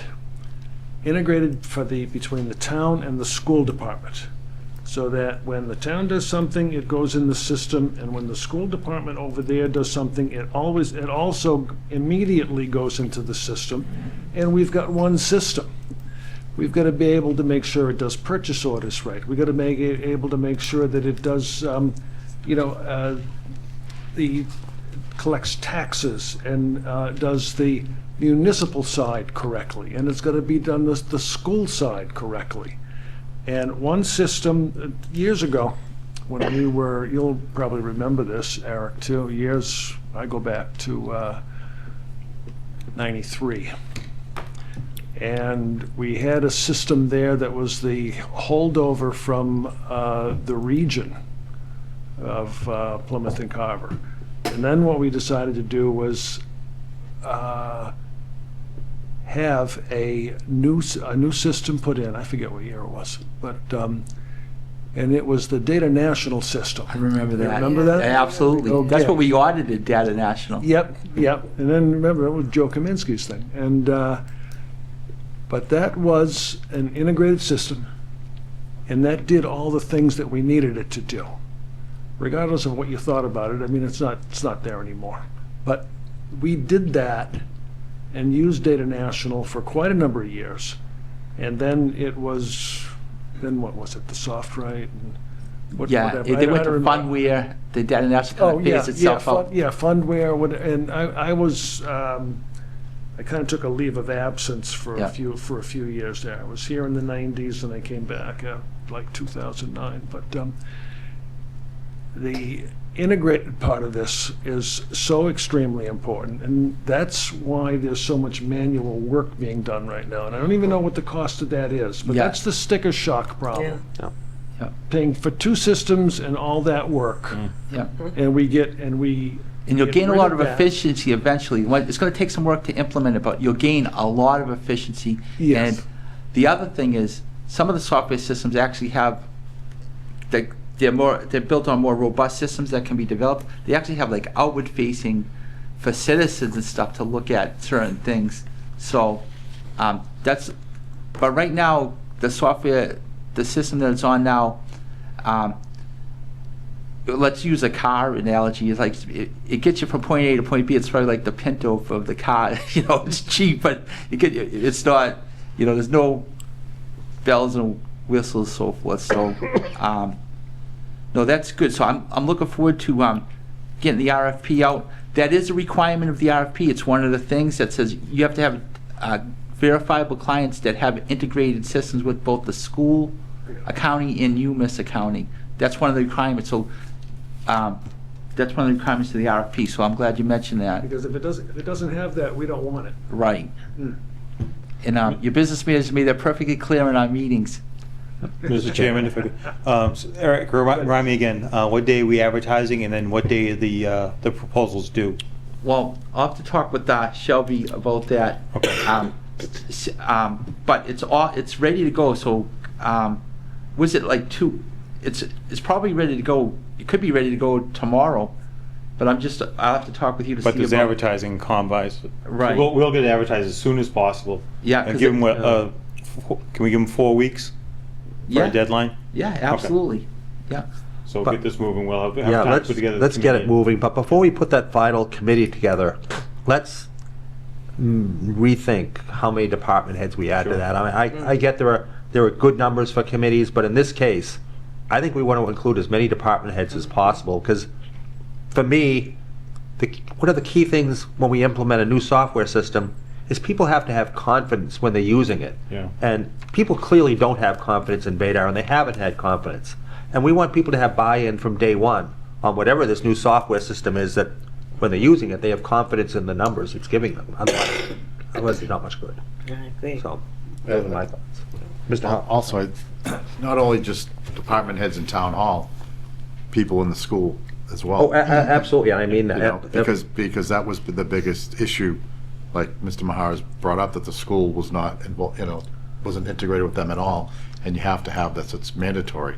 So we want to find out how they feel, pros and cons. Absolutely. Because we need total buy-in from everybody. From everybody. I think the fire department uses the system as well, correct? All the departments. Yeah, so let's get everybody involved, and however many we need. I agree. And yeah, Mr. Carver. Just to, not to keep going back on how we got here, we know that a prior finance director and TA went and selected this Vadar system, and I've done many conversions in my life, and questions were asked. Do you have a committee that's going to review the software that you're adding? And we were told yes, and that there were everyone that was going to spearhead it, the assessor, the school business manager, the department heads, everybody was evaluating it, and we were told specifically everybody was thrilled with it. So it's critical that we have an independent body that is able now to turn around and really present an accurate picture of what the system, whatever we choose, can and can't do. Because you don't just end the year on June 30th, flip a switch and start on a new system on July 1, and that's basically what happened. Correct. Mr. Mahar. And I think too that the training and the communication is extremely important, because I'm not so sure about how effective that was with Vadar. And training of the staff and signing off of those that are trained to make sure that they did get the proper training, I think is also very important. And that's also something that has to happen, because I don't think it did with Vadar. I agree. Anyone else? All right. Thank you for all your help with this. This is really something that the board, I know the finance committee as well, has had a lot of urgency for a long time. So we appreciate helping bring this to a conclusion. Thank you. All right. Thanks for having me. No, our pleasure. Have a good night. All right. Town administrator update. Mr. Sure. Cannon. Just so we are aware that October is Fire Prevention Month. I know the fire department is out in our schools helping the kids, teaching classes, and prepare just in case there's an emergency at their home. But it's always good to practice and be aware. Check your smoke alarms. Always a good thing to do. There has been some discussion about the Old Colony assessment, if it comes forward, and how we might pay for that. I know we haven't really had a discussion here at the board level yet, but there are a couple options out there that we will be discussing in the future. One, we do have battery storage pilot money coming on board. We can have a discussion about how that money is going to be spent. I know we have a policy right now putting that money in stabilization funds, but that may be something we want to talk about. And I guess I should back up a little bit. I believe right now the assessment we're looking at is somewhere in the $1.6 million range per year. I believe that's where we're somewhere in that range. The numbers haven't been finalized yet, but we're going to be somewhere in there. The second thing, if you don't do the battery storage, you might have to cut back on services to the town. If we have to cut $1.6 million out of the budget, that's one of the things that we could go about it. That's how it has to happen. The next thing that, we're one of 5 towns involved in this. We didn't choose to do this, but I believe all the other 4 towns now have. They have a debt exclusion question on the ballot in November 18 also. So we could pay for this through a debt exclusion. The thinking at the time when we moved forward with this was that we would see what the outcome of the November 18th election was. And then, if it did pass, we would come up with we want to go move forward with a debt exclusion for the April ballot. So that's just what we're looking at there. I will also tell you that we did post the presentation that the Old Colony folks gave to the select board, the joint meeting we had. I think it was that September 9th, I want to say. So we posted out on our website. Elaine did a nice summary too, showing the cost, the rebate from MSBA, and then what's the cost to the towns, what's going to be split. I think it's $160 million right now, once we subtract out the rebate. So that, again, the presentation's there for folks to look at. We try to just give the basic information. I don't want us to appear, that we're taking a side on either one of this. Which way the town votes is the town votes. I did see that. Thank you for getting that up. But I think that. it's important that we get as much information out to the public as we can. I do, and I've seen other towns. There might be a one-page flyer. Some of them look like they're a little bit biased one way or the other, and we tried to stay away from that. So just presenting the facts. Thank you. I have a quick question. I know they had talked about doing a forum. Are they still planning on doing that? They are doing forums right now. They're going to select boards. They went to the COA. They're happy to go to any public meeting you want them to. I think there's another. I don't exactly know the date. I can try to find out for you and get it to you through the town administrator. I think there is another one that they're trying to put together somewhere in Carver.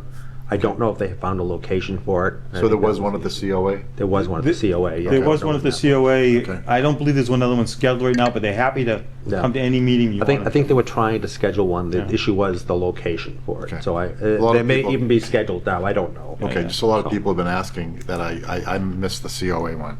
So maybe we can publicize that. I will see what I can find out, and I'll get that information to the town administrator. Perfect. Thank you. Another thing that came up recently was an appointment from the moderator onto the finance committee. The moderator came in the other day, very disappointed that I did not appoint him to the finance committee.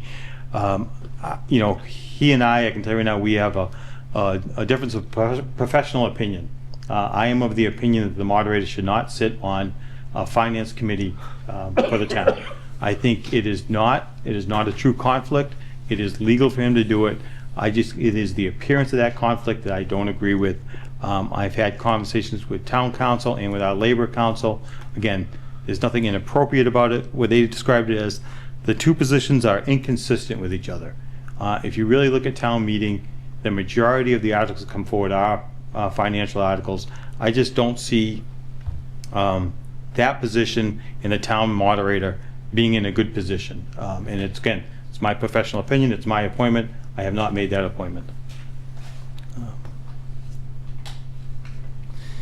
The next thing I do want to address is the MBTA article, and particularly the MBTA article at special town meeting. Just to let the board know, I've had a couple of conversations with the chair of the planning board. Right now, there really is not a plan to bring a new article forward.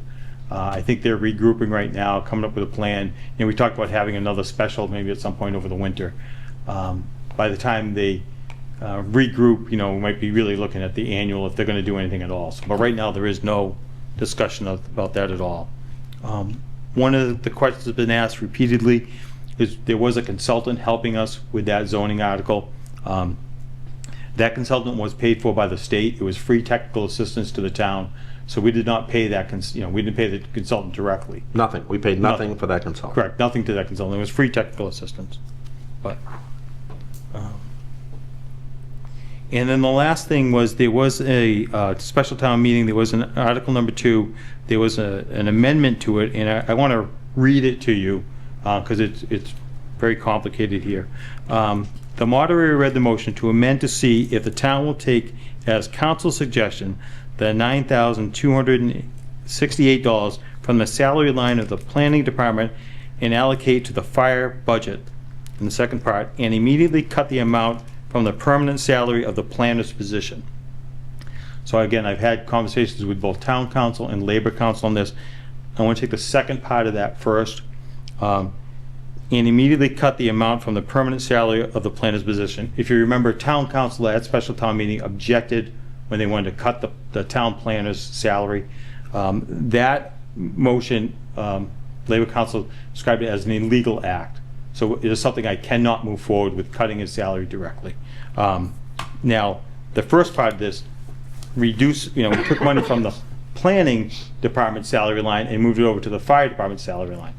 Now, what that does is that creates a deficit in the planning salary line item. And as we go into the fiscal year, what the labor council has told me is that when the planning department salary runs out, we would furlough the employee.